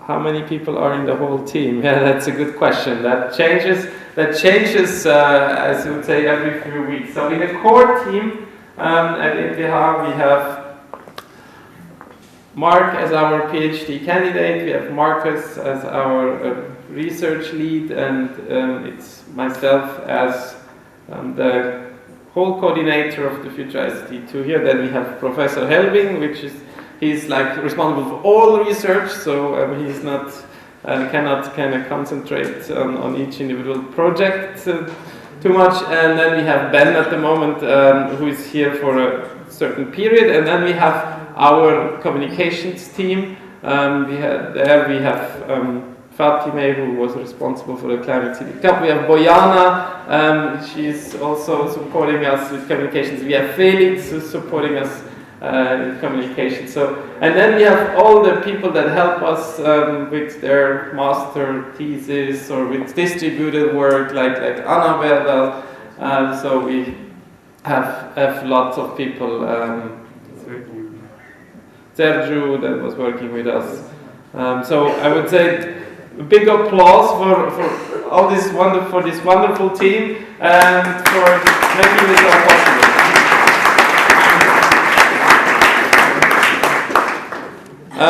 Then also thank you for our supporters. I click to the next question. Mark has wrote something, I guess. Building bridges and connections. Translating crypto language into language for normal people. Yeah, that could be helpful, I guess. By helping the teams pitching and catching the audience attention. Yeah, that could also help. Help with simulations.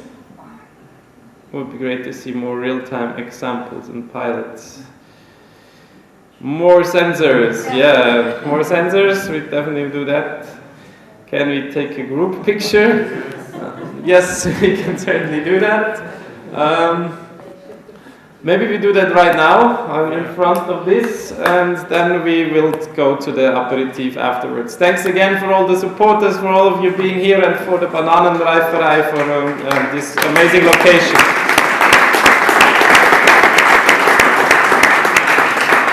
So please come all up on stage, and we need a photographer. Maybe Bojana could take the picture first, and then you come on stage too, and I'll take some pictures. But now we're really live. Can you please turn on the light because nobody focused?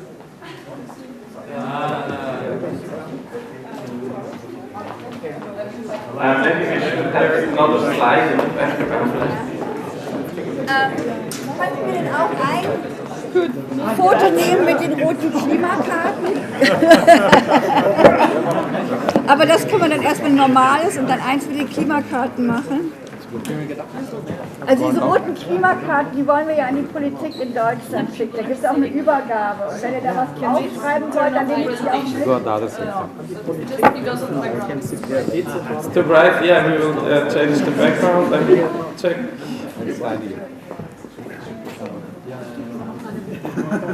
And the same is true for the postcards with the Climate City Cup. We send whoever writes a postcard to someone and gives it to us until the end of the aperitif. We will send them for you to whoever you want. Please just send it out to us. All right. Happy moment.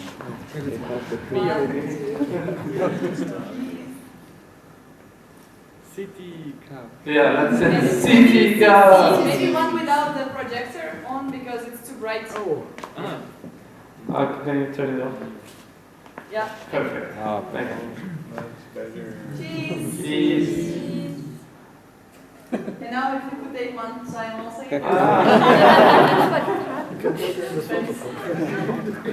And some red cards. Yeah, so you can also, like, this is kind of like to show the red card to our policymakers. Social activism. And some of these.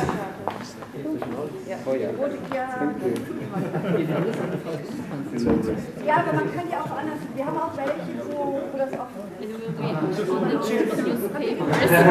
Okay, and please all look into the camera. 1, 2, 3. Yay! Woo! Hold up your card like you're a referee, right? We have one left. Wait.